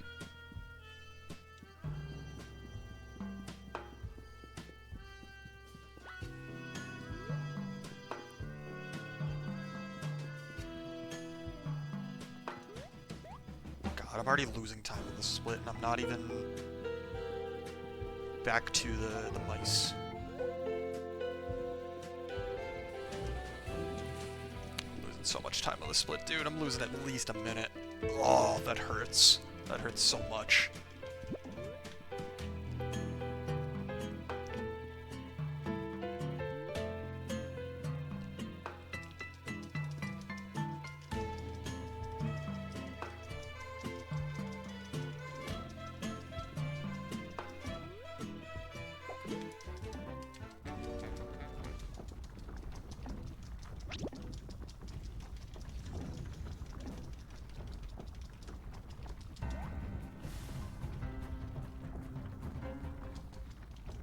Okay, no, I just barely didn't lose a minute to gold on the split. Just barely. I lost 59.5 seconds to my gold instead. Ugh. It still sucks, but it is what it is. Can't do anything about it at this point. Just gotta keep playing the game.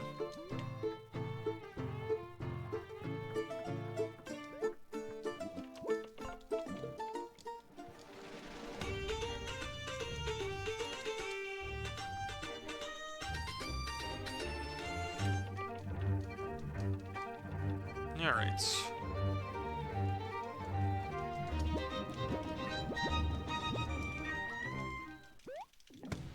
Only a couple more fights on the pirate ship, and then we're at the boss fight, and finally out of Chapter 3.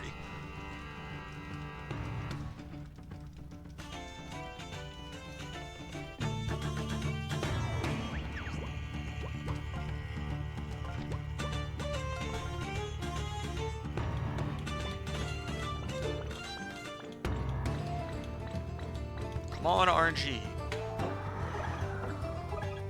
Thank you for finally getting one of these guys.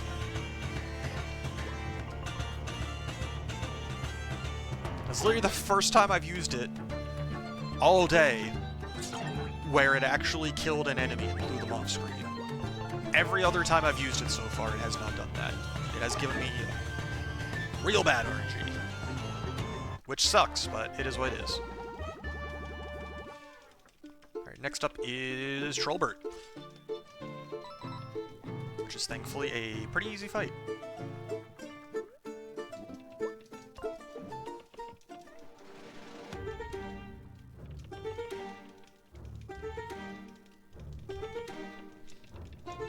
After this, I need to make sure I do menuing to re-equip the Vine on Wolfgang. I need to make sure I don't forget to do that, because that will make the mice fight very slow.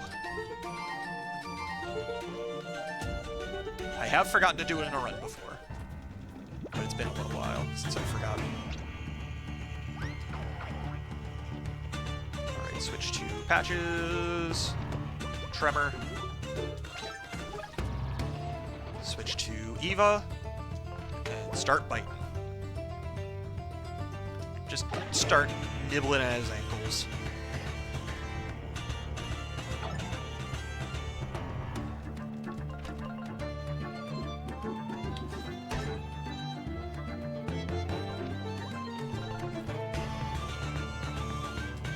Oops, bad timing, so I don't get my health back, but that's fine, because I leveled up. This is an MP level up.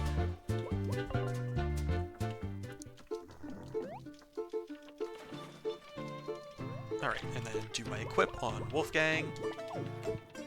To make sure I don't forget.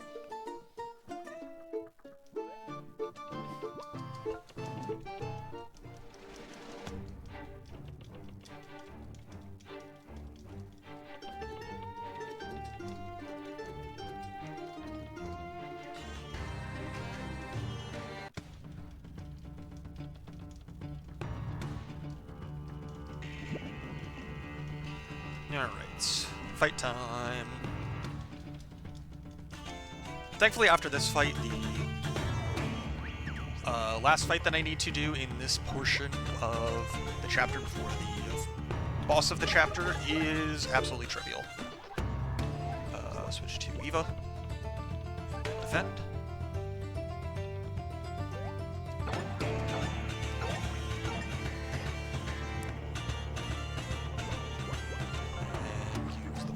Another time. Do some more damage to all of them.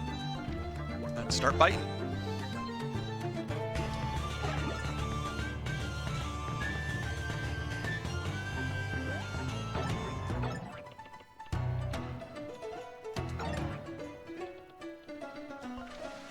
Keep using the vine on the stack every single turn.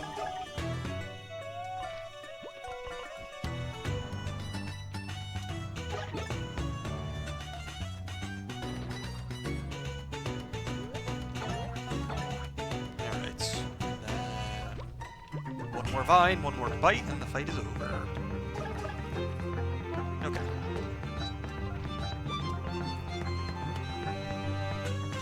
There we go. Good stuff. And I was able to get all 4 of the explosive brews that I wanted to buy, so I will be able to use 2 of them during the Captain Silver fight. Help speed things up a little bit.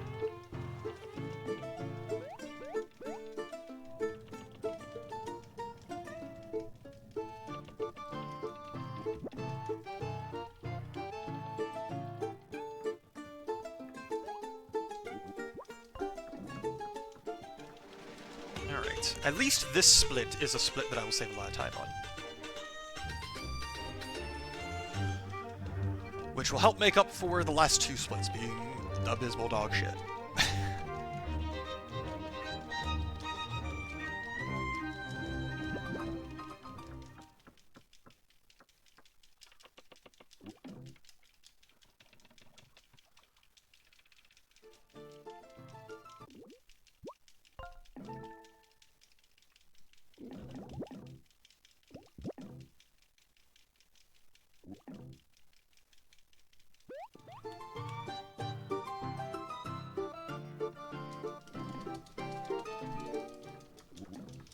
Alright, and then I can just use Tinder's Synergy on this fight and instantly win.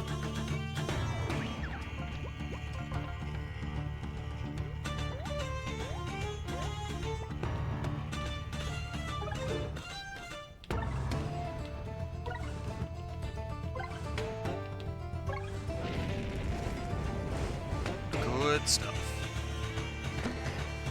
And I will level up from this fight, which I will choose HP from.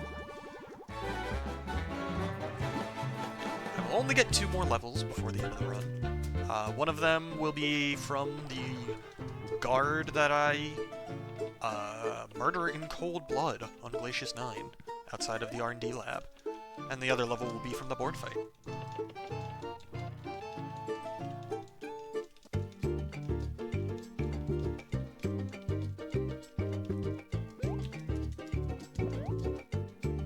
Alright, so let's go.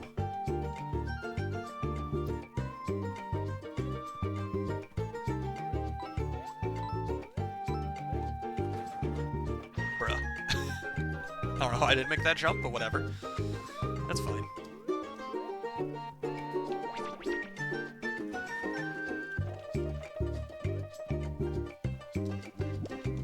Oops, I needed to do this. Minor time loss. That's like 5 seconds down the drain, because I forgot to play the song.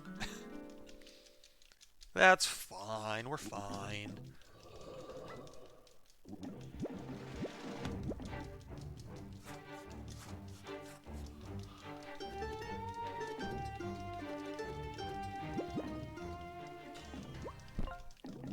Alright. Oops. Okay, boss time. Even though this is kind of the fourth boss of the chapter, because there was 3 mini-bosses along the way. But boss time.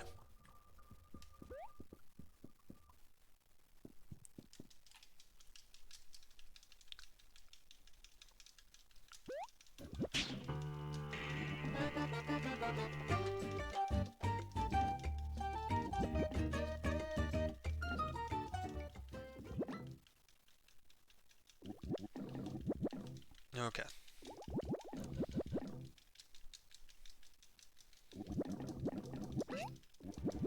And the improvements to this fight do help speed things up a good amount. Use the vine. Because his sword is out front, I have to defend with patches.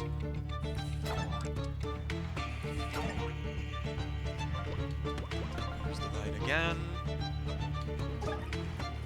Attack with patches. I don't need to do a full attack. So I can save a little bit of time there.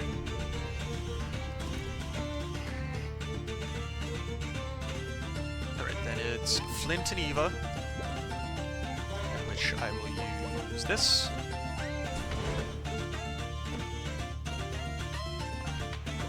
Do this.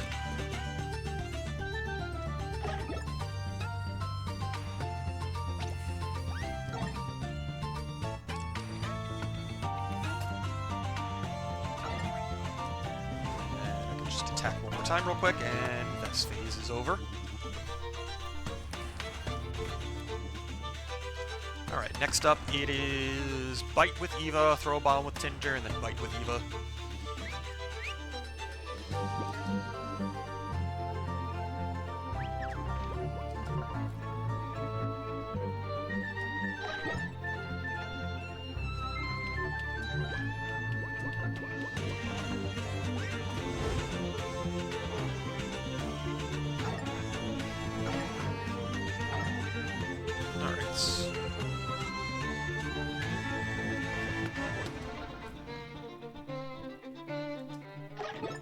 And then next up, cross my fingers and hope I get a poison, because that'll help me save time. It doesn't matter beyond just saving a little bit of time, but it would be nice.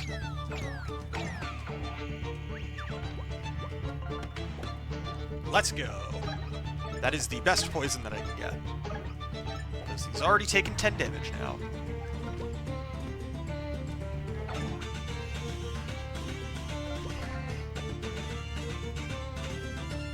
Alright, and on to the last phase, where I just vine and spitfire out of a whole bunch.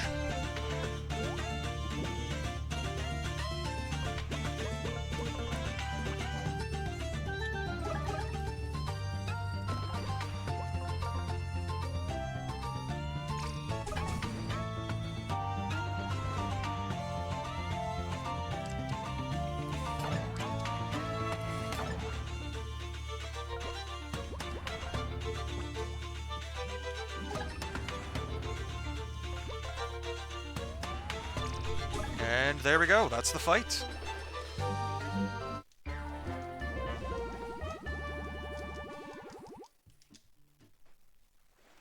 I will absolutely take another 10-second gold on that fight. On that split, I should say.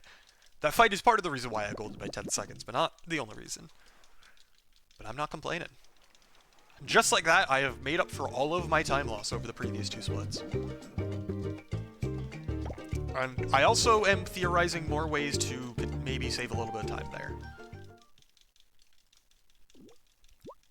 I don't know, we'll see.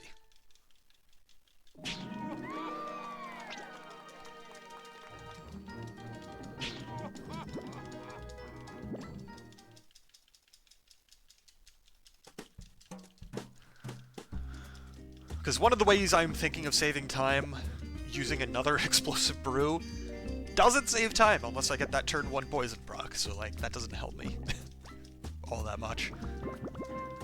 And then I guess I should look at how much damage is being dealt from the vines. in Phase 5 there, because if I can replace that first Fire Breath with a Explosive Brew to get rid of his shield, and also do damage to him, if that saves me any time, that would be better. But I don't know if that saves any time. Hello, Snapkick. Thank you for the good luck and the have fun. Oh yeah, no, this run is on a pretty good pace. Some pretty dumb stuff has happened, but overall, it's a pretty good pace.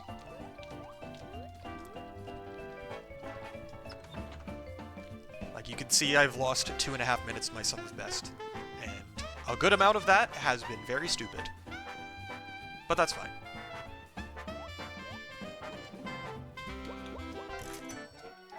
Alright, it's got Bear Boost. Go upgrade it, and then off to the races.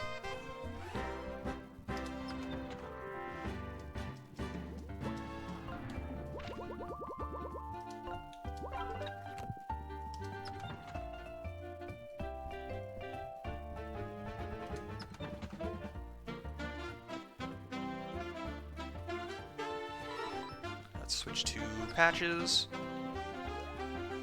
because I will need him next.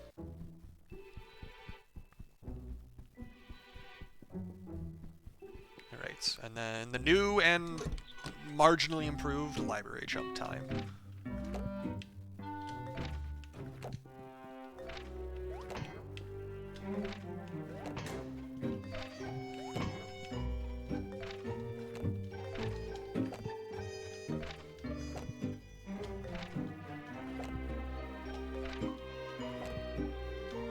Come on.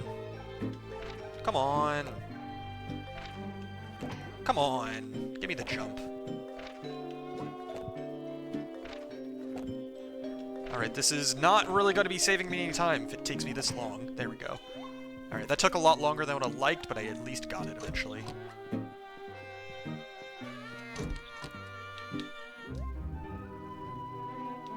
Alright, while avoiding this counter would be very nice, I am just not going to stress out about it. Yep. Unfortunate.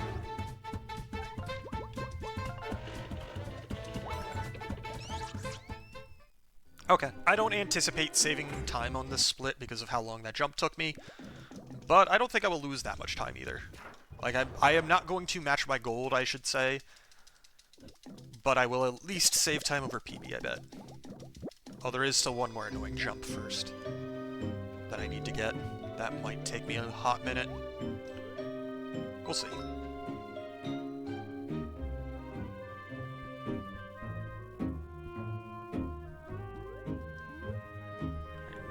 Move this into place. Move this into place.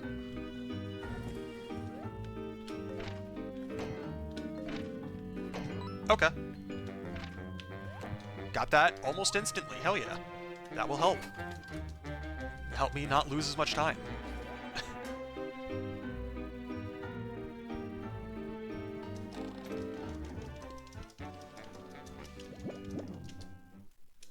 Okay. Lost 20 seconds to gold, but I saved time as a whole, so I'll take it.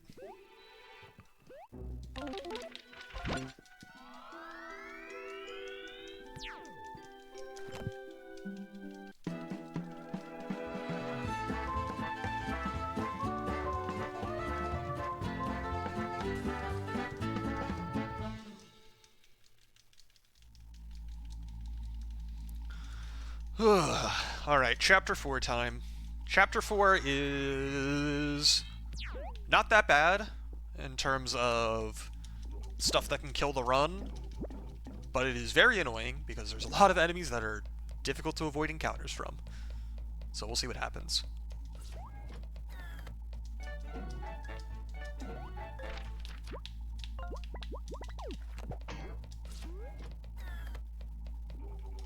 And there's also a couple annoying jumps / difficult jumps, but I'm more concerned about the enemies, because I have slightly less control over those.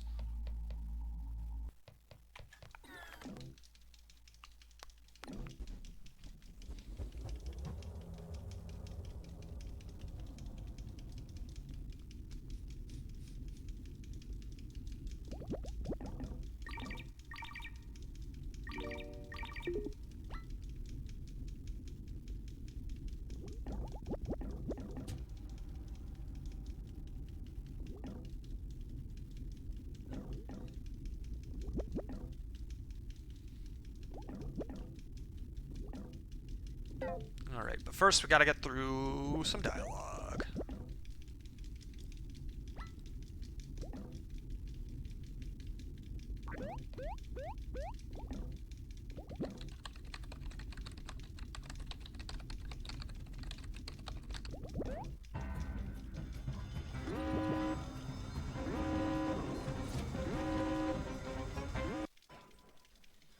Alright.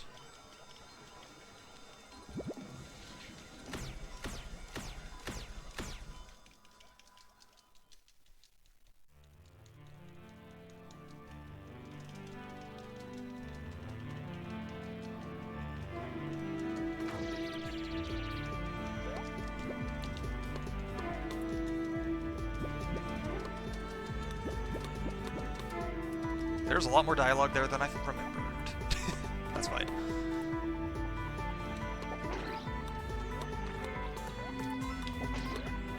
Alright, thankfully the annoying stuff doesn't quite start until after this room.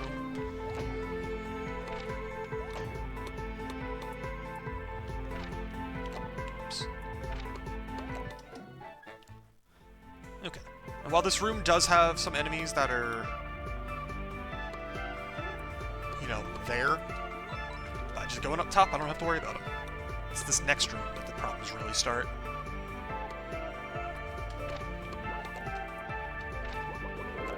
Okay, got past that guy. That guy is very annoying to dodge, that's really good. This guy is significantly easier to dodge. Cool. I'm not even close to out of the woods yet, but that is a good start.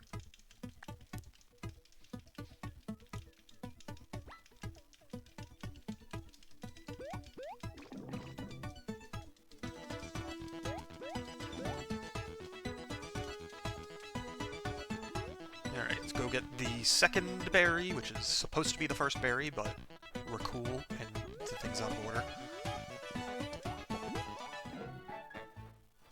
Alright.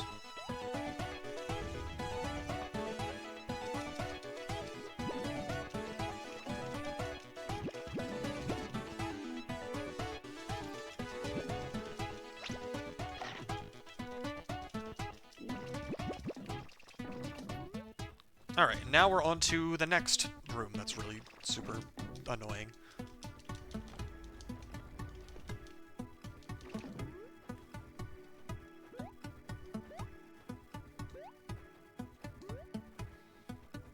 Alright.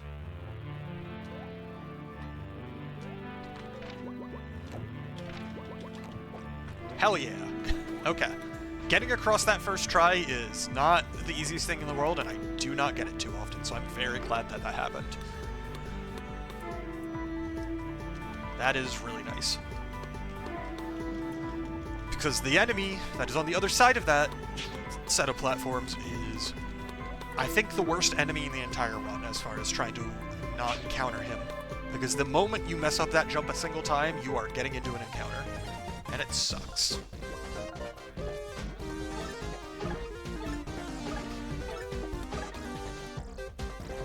Alright, so give me some XP. This will be my last MP upgrade. Get me up to 28.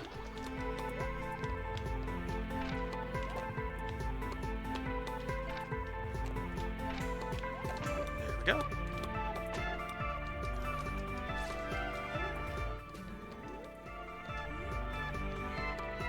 Alright. Into R&D for a brief stint before we leave again. And come back later.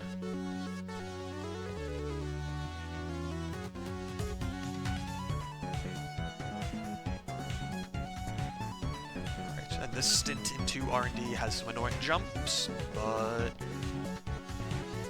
they're not that bad, thankfully.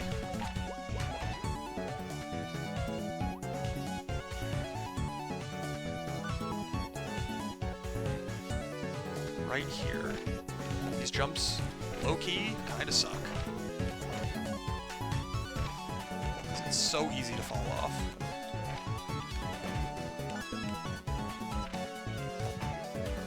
Are you fucking kidding me, dude? I was standing still at the end there when it fell off. Okay. That's annoying. The fact that I fell off sucks, but we got there. And it didn't take forever. That's what matters.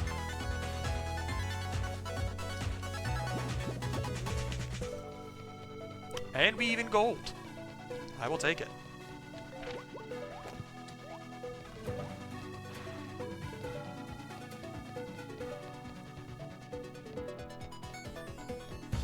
And that gets my Summit Best under 2 hours and 30 minutes finally. Which is really nice.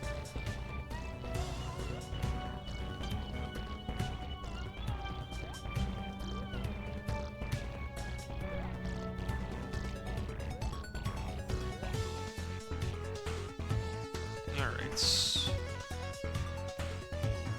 There's definitely a few jumps here that can be annoying, but overall this split is not too bad. Oops. There we go. Get up here.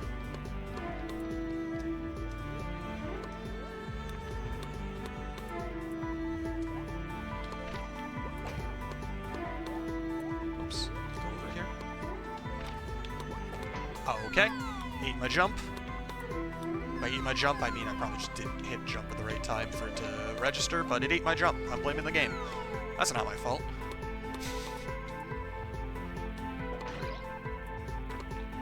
Alright, thankfully this guy is not in a spot that's problematic. Cool, and I made that jump first try. That jump's not too bad, thankfully, but I definitely do not get it first try every time.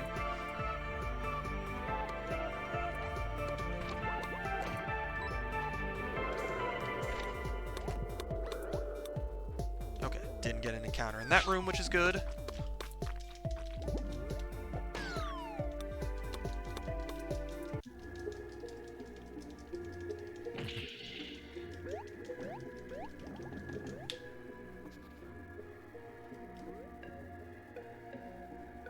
Alright.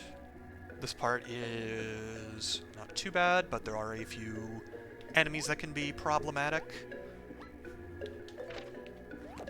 Like that one. It's fine. I didn't... no first strike happened, which is good at least.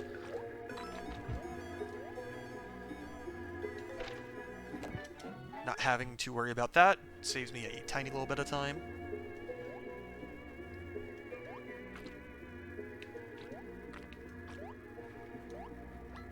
And I can avoid that guy pretty easily because he was in a good spot. Cool.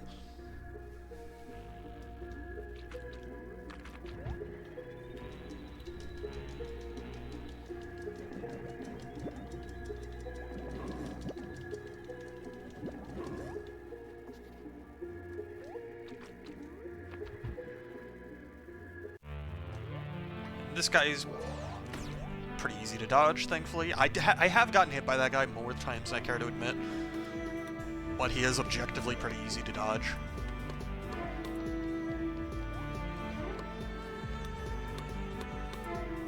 Alright, then back into this room, which the second time through is a lot easier.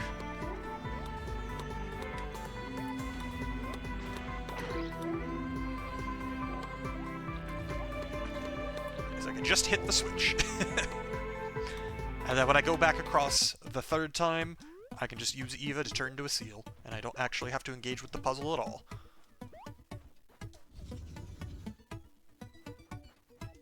Oops.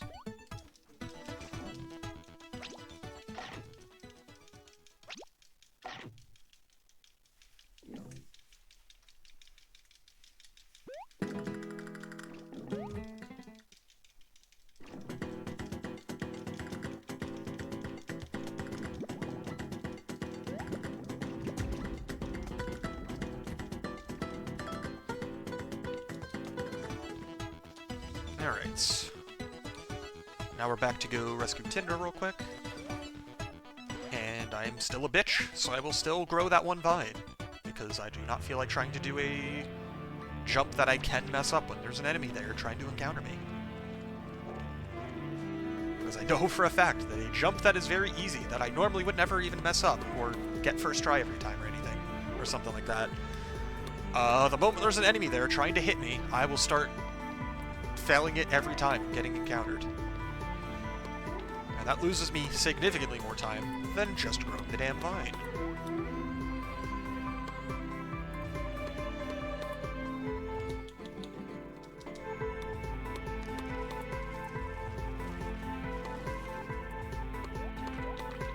There we go.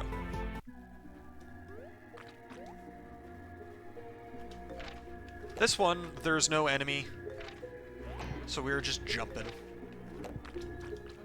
As long as I get it relatively quickly, it is faster than growing the vine. It's also more fun than growing the vine. Alright, and then I will split on leaving the room. That's a good time to split.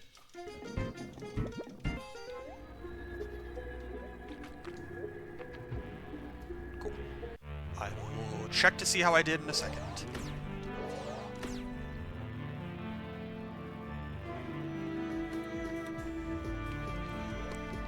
Okay. That's pretty good, actually. Not quite a gold, because I messed up a couple of the jumps a little bit more than my gold probably did, but I am not complaining. Saving 23 seconds is pretty nice.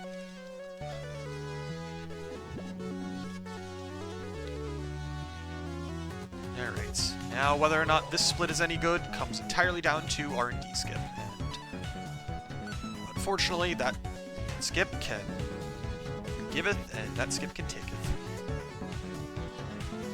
So we'll see how it goes.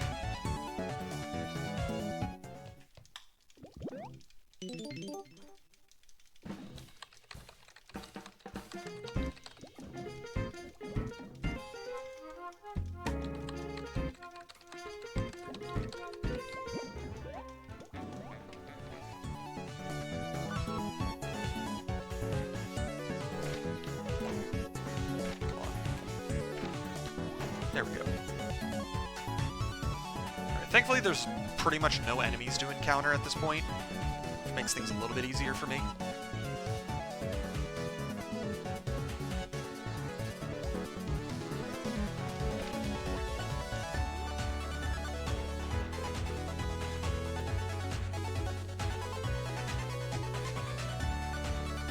I do subscribe to the dodging the lasers now strategy, instead going back up top, because trying to get back up top with those jumps sucks.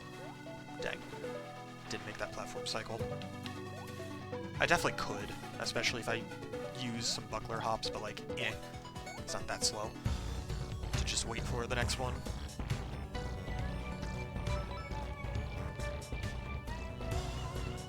Right, that guy is unfortunately pretty far to the left, so dodging him is not going to be the easiest thing ever.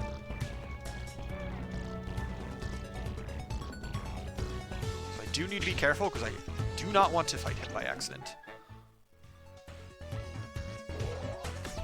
Okay.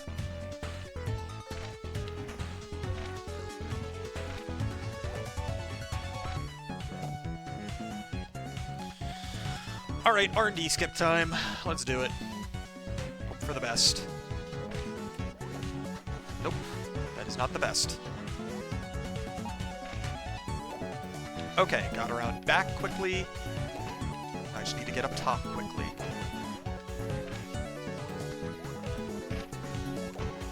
Ah, that was good.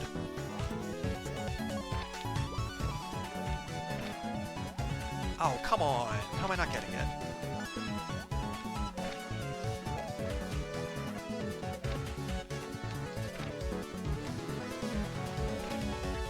Come on, give it to me.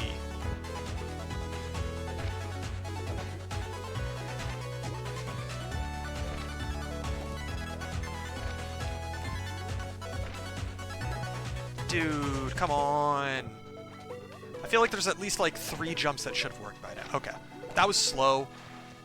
I am not going to be saving time on the split, unfortunately, but that could have been significantly worse. So I will take it.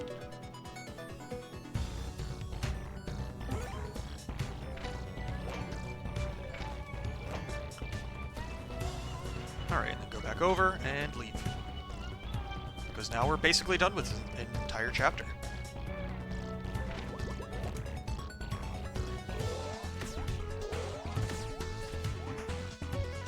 all that is left is some walking and some text mashing. Yeah, if I had to guess, I'm probably losing like 20, 30 seconds to my gold. But we'll see. Maybe my gold is worse than I think. That is certainly possible.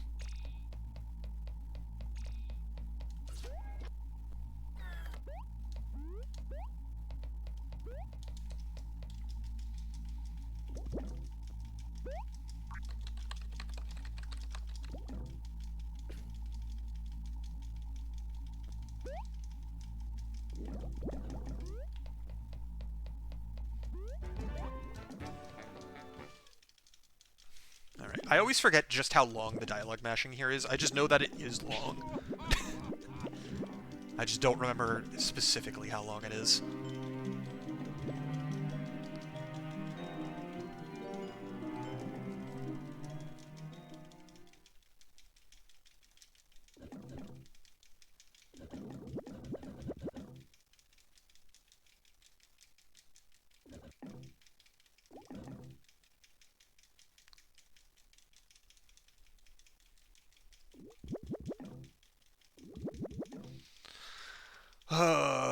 Some good old-fashioned dialogue mashing.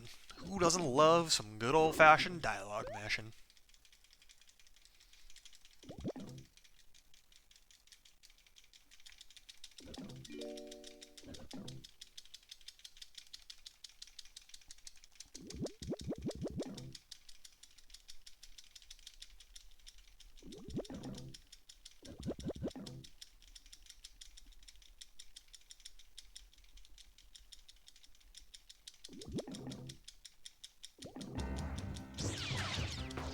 Alright. Thankfully, from this point forward, R&D skip is like the last really difficult thing in the run. There's avoiding encounters in Ever After Inc. is definitely not easy, but they don't lose that much time per encounter. And now that I have figured out a better way of doing the one skip in Ever After Inc., things are genuinely not going to be that bad.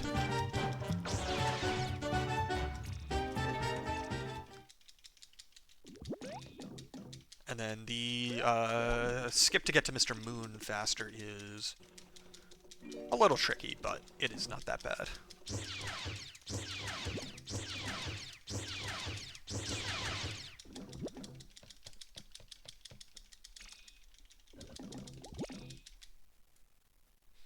Okay, good to know. My gold there is not good. I lost 5 seconds to my gold and 2 seconds to my PB despite spending like 30 to 45 seconds attempting R&D skip, so that gold is extremely improvable. Good to know.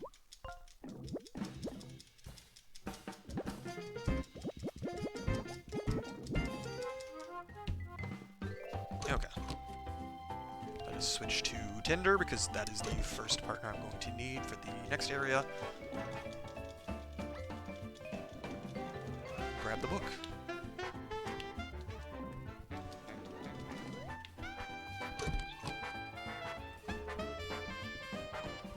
Alright. Maybe one of these days I will skip the puzzle in the torch puzzle in this in the book. I'm blanking on what it's actually called. Tattered Book, I think it is. Something like that. But regardless, the name of it doesn't matter. One of these days, maybe I'll start skipping the flame puzzle, but it's genuinely not that slow, and it's so much easier than doing the skips across the water. They really don't save much time unless you get them first try.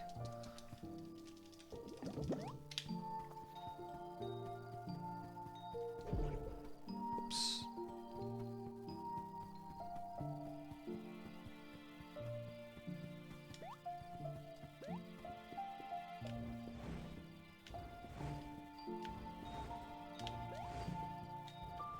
Alright.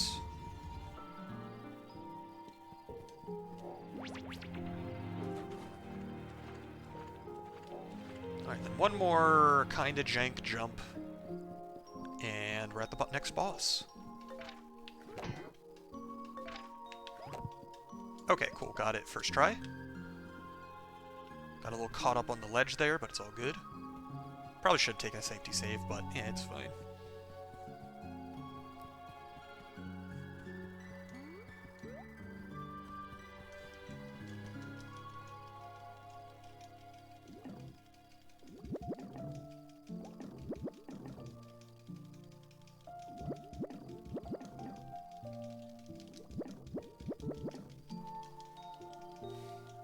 Alright, Mr. Moon, let's do it.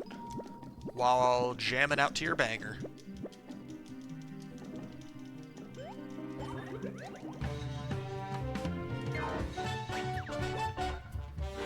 Okay, hopefully I get good poison RNG, because that will help save a chunk of time. Alright, we got good poison RNG. That is quite literally the best poison RNG I could get.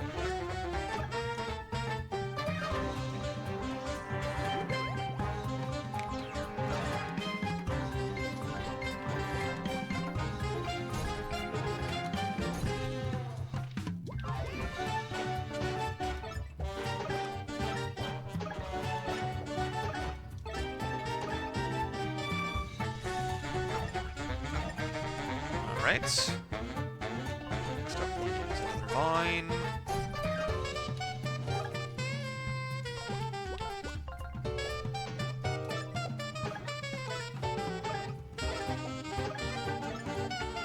Alright. He's going to do this. I should probably use a cookie this turn. I should definitely use a cookie this turn. So let's do that. It means I will do slightly less damage to Mr. Moon with Flint, but that's okay. I'm still going to do 8 damage, I just won't do 11.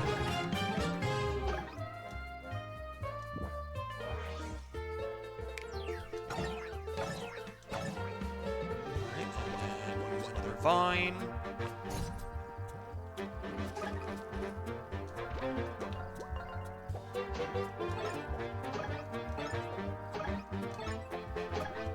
He should be almost dead. Like, I should be able to kill him next turn, I think.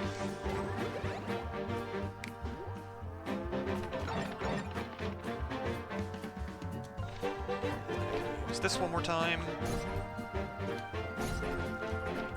And this. Yep, he literally only needed one more hit. Cool. And then I will split after all of the dialogue. But that was a pretty much perfect fight. Like, I have nothing to complain about in terms of that fight. Pretty much everything went perfectly. Because he was poisoned the entire fight from hit 1. Which means I was doing maximum damage.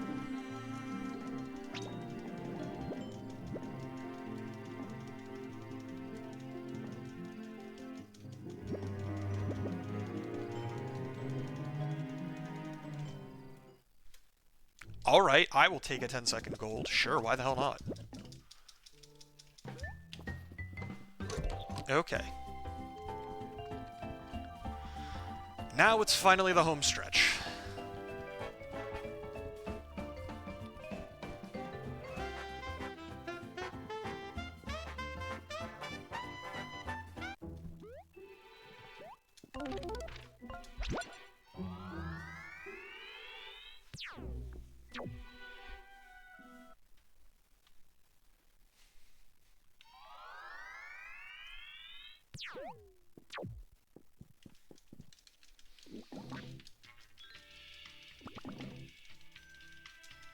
You know, this is probably the best time for an ad to start in 15 seconds, because the beginning of Ever After Inc. doesn't really have much going on. It's just don't get hit by the enemies and mash through a bit of dialogue.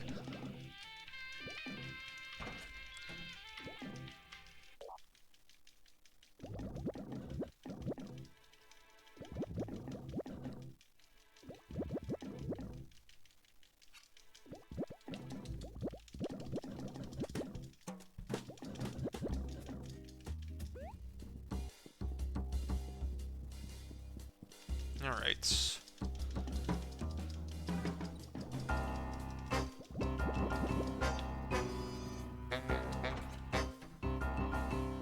Well, there is still... The final two fights are not completely brain dead free by any means. As long as I do them correctly, they are definitely very easy, which is nice.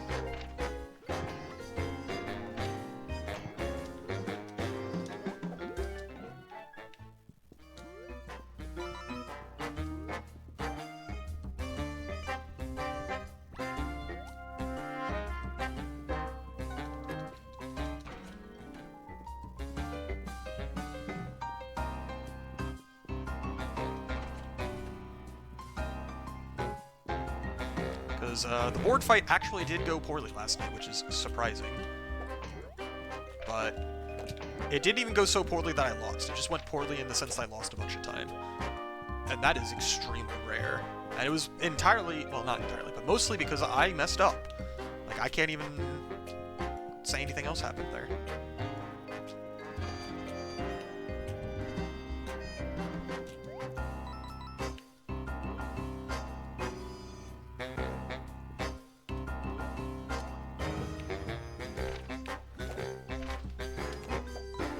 See if I can avoid this guy.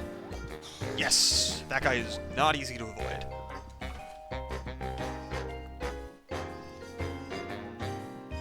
Alright, now for the new and improved skip here. That sucks significantly less.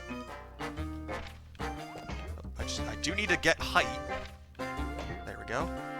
Oops, I messed it up. I jumped too early. Get on these things. Get up here. It is so much fucking easier than what we were doing before.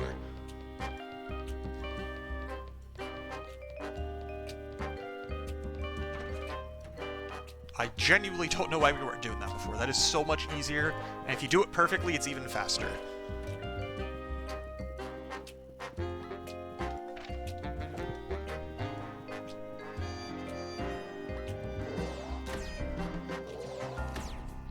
Cultist is still chasing me down. That's funny.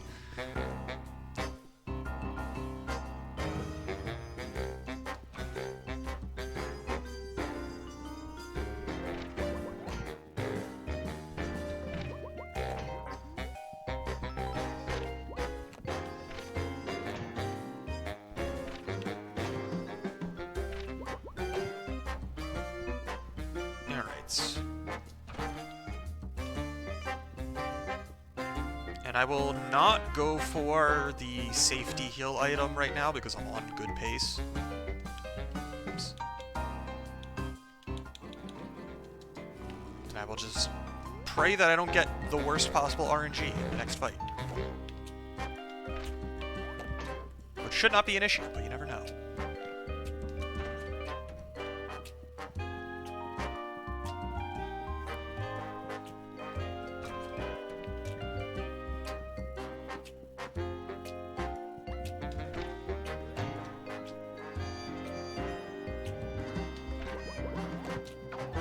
Damn it, the guy turned around. He doesn't always turn around. Damn, I almost got through the entire offices without getting a single extra encounter. But I got literally one extra encounter. Alright, let me do my equip. I don't need to do anything for you. I need to unequip that from you. Equip this, do this, do this, do this, do this, this, and this. There we go, we're good to go. Make sure I heal. That would be catastrophic to forget to heal. And let's go.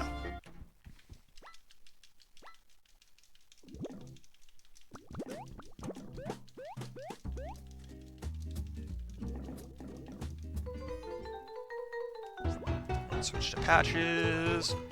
Use bear boost.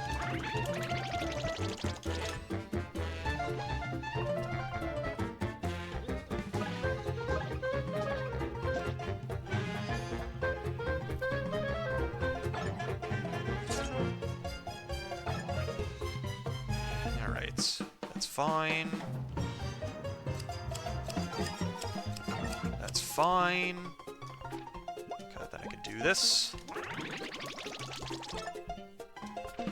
Do this.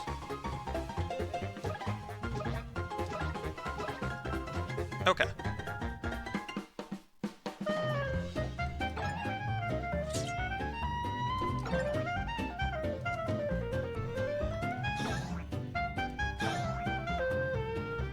And then you're gonna put the spikes over their heads, which means I need to do this.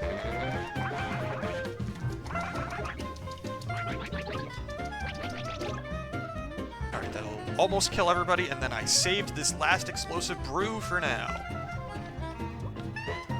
And this'll finish everybody off. Good stuff. Perfect fight. Hell yeah. Then raise my HP one last time. And that's a 25-second gold. Let's go.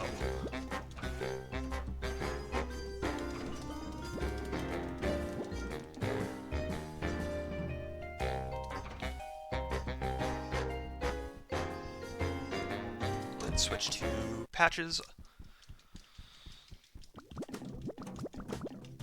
Alright, one more round of dialogue mashing and it's the final boss time.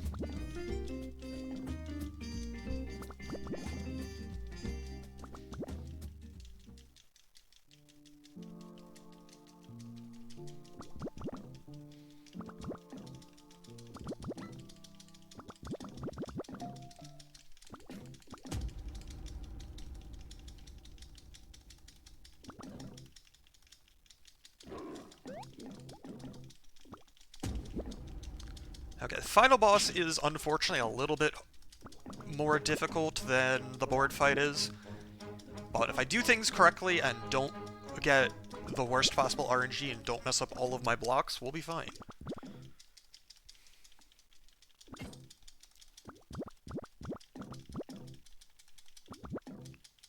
I will take a safety save just because. Both as practice for the marathon run, the hotfix run I should say, not the marathon run. But also, like, hey, if for some reason something goes catastrophically wrong, this could still PB despite losing to the final boss, which is not something I want to happen. I don't want to speak it into existence, but it is technically true.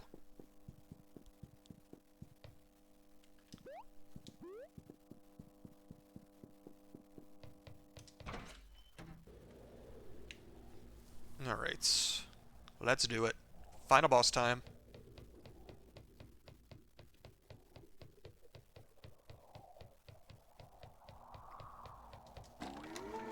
I will take my safety save, take my like 4 seconds of time, 3 or 4 seconds of time loss.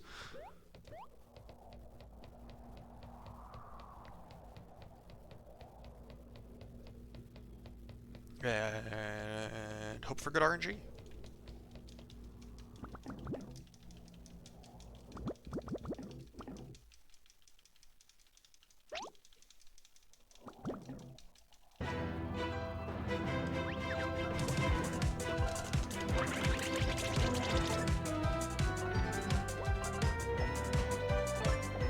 Poison would be very nice, but it definitely does not need to happen right away.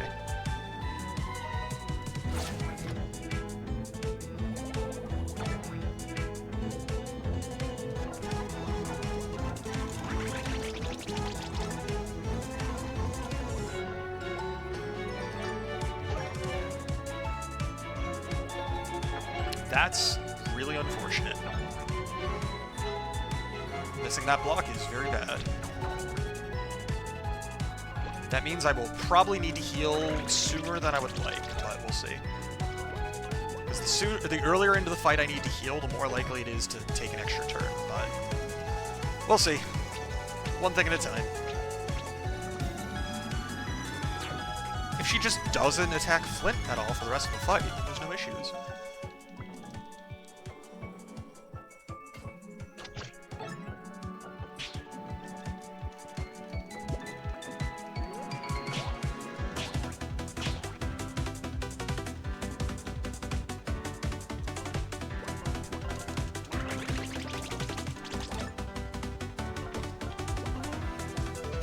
She is poisoned, which negates the defense boost that she got, which is good. Because the way things work out is an exact kill. Okay. Unfortunately, I need to heal this turn, which means this fight is going to take an extra turn. That sucks, but it is what it is.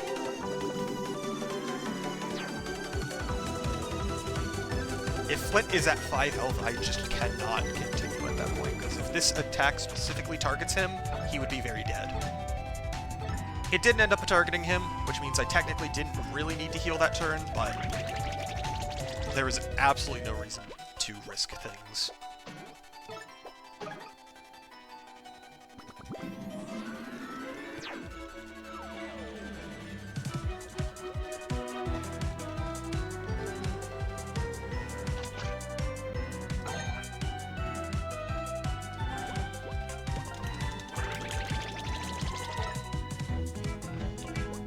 Okay, if I didn't have to skip that turn to heal,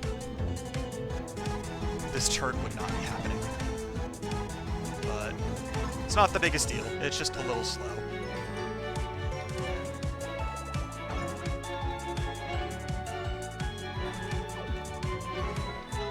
Let me just boost one more time. I don't think I need to do this, but let's do it.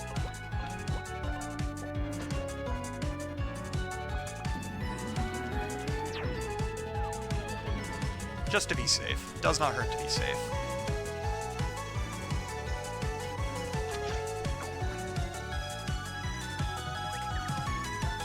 Alright, this should kill. Like, I probably didn't even need the second hit, but we're good. Okay. Final fight was not great, unfortunately, but I won. Ugh. Losing 30 seconds on that last split definitely stings just a tiny bit, but I can't complain. That is a 2:32. That is a very solid time, all things considered. And while that run was not perfect by any means, it was very good for what I do and my skill level and everything. So I am very happy with that. That is a very solid time. And like you could see, comparing to my sum of best, it's like, yeah, there's a few minutes of time save in there, but it's like, I'm a lot closer to my sum of best than I probably should be. So I'm happy with that. I will definitely try and improve this a little bit more later in the summer. But I mean, this is pretty good. Let's go back through the run and look at how things went. So, first split, I could definitely improve things by like maybe 10 seconds. Because that was a gold where I didn't get the jump out of bounds right away. It took me like a couple pauses to get. So I think I could save like 5 or 10 seconds there. And then I could definitely save like 5 or 10 seconds if I'd go for the buckler extend over the water instead of lighting the torches. But I just do that because I'm bad at it. So like that could probably go down another 15-20 seconds at max. The next split, I still take Starless Skip a little slow just to make sure I do it correctly. But overall it's not that bad. And then Construction Site early, I could switch to doing the faster version, which would probably save like 10 seconds minimum. So like that one can probably go like another 15-20 seconds without too much effort. The Enchanted Woods was very good, honestly. I didn't really mess too much up there. So that one could probably go down probably another 5 or 10 seconds, if I had to guess. Three Little Pigs, I don't think I can really improve too much, maybe a few seconds. Also, thank you for the GGs. Library can definitely go faster because my library was very bad this run, and I didn't lose nearly as much time as I should have. So I'm pretty sure my library gold can definitely go faster, but I don't know by how much. The next split, I don't really think I could improve the first half of Innspeak by too much. Because I didn't really mess up my jumps too much. Maybe a few seconds faster, but that's already pretty good of a gold. The Cthulhu split could, like, that could probably go another 10 seconds faster if I have a better Cthulhu fight, but, like, outside of the Cthulhu fight... Okay, no, sorry, I forgot I got an extra encounter on that split as well, so Cthulhu fight could probably improve, save maybe, like, 10-15 seconds, and then I could probably save 10, and then save another 10 seconds by not getting the encounter, so that gold could definitely go another 20-25 seconds lower. My Port Cutlass split was extremely bad. and I only lost a little bit of time there, like less than a minute to my gold. So that gold, I could guarantee that gold can go 30 seconds to a minute faster minimum. Because I think I lost 30 to 45 seconds by accidentally forgetting to give Captain Silver the compass, and then the gnome fight was just atrocious. And then I also didn't do crab skip, which would save another 7 to 8 seconds, depending on how well I do it.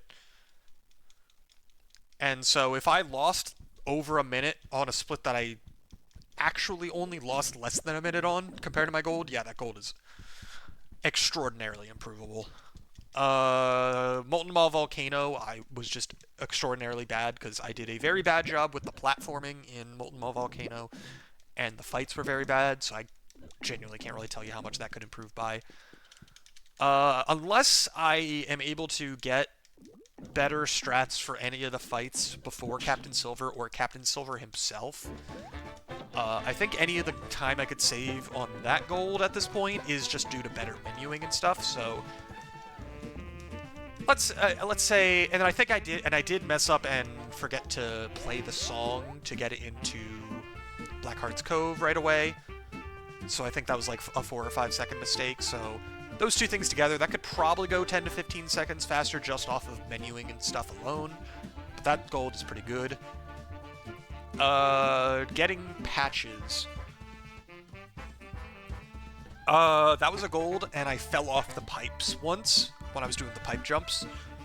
So that alone is minimum 10 to 15 seconds that I could save on that gold, if not more. Getting the rest of the party back was honestly very good, and I still didn't even match my gold, so I don't think that gold is that improvable, maybe a few seconds. R&D that is goldable by 30 seconds at minimum, because I was only a few seconds behind my gold, and I lost like 30 to 45 seconds on R&D skip. So that's another split that has a lot of time save. Mr. Moon. Honestly, that's a split that I couldn't really save too much time on at this point. Like, I'm sure that I could have better menuing and stuff like that, squeeze out a few seconds here and there, better text mashing. But that gold is very solid. And then the board fight, and the rest of Ever After Inc., that gold is also improvable by probably like 10 to 15 seconds minimum, because even though the new version of that one skip to skip the patches encounter, I am a lot better at, and it is a lot faster. I still did not get it immediately first try. I think I messed it up a little bit, lost like 10 to 15 seconds on it. And then there's another 10 seconds because I did have one encounter with the flamethrower dude. And so those two things together are probably like that split is improved by another 20-25 seconds if I had to guess. And then final boss, outside of better button mashing and maybe better menuing, I don't think my gold there is improved. So I still have multiple minutes of gold on the table throughout this entire run. And so I think sub 230 is very much on the table for me. Partially because I know that sub 230 is possible, because Tuesdays got a sub 230. But that was with Turbo, and I know for a fact I'm going to lose time to mashing text compared to Turbo. So if I can get a sub 230 without Turbo, that would be really cool. So regardless, I PB'd by almost 6 minutes, and I got a 232. So, like, that's really good. I improved my sum of best by, like, over 3 minutes this run. That's also really good. So I'm going into my hotfix run tomorrow night feeling really good about things. But this is a really good run. I'm very happy with this. Even if I were to never PB again, I would be pretty happy with this as a PB, honestly, even though it was far from perfect. But I will definitely try and improve this some more in a few weeks after SGDQ. But, so, yeah, that's a very solid PB. I'm happy with this. It's good stuff.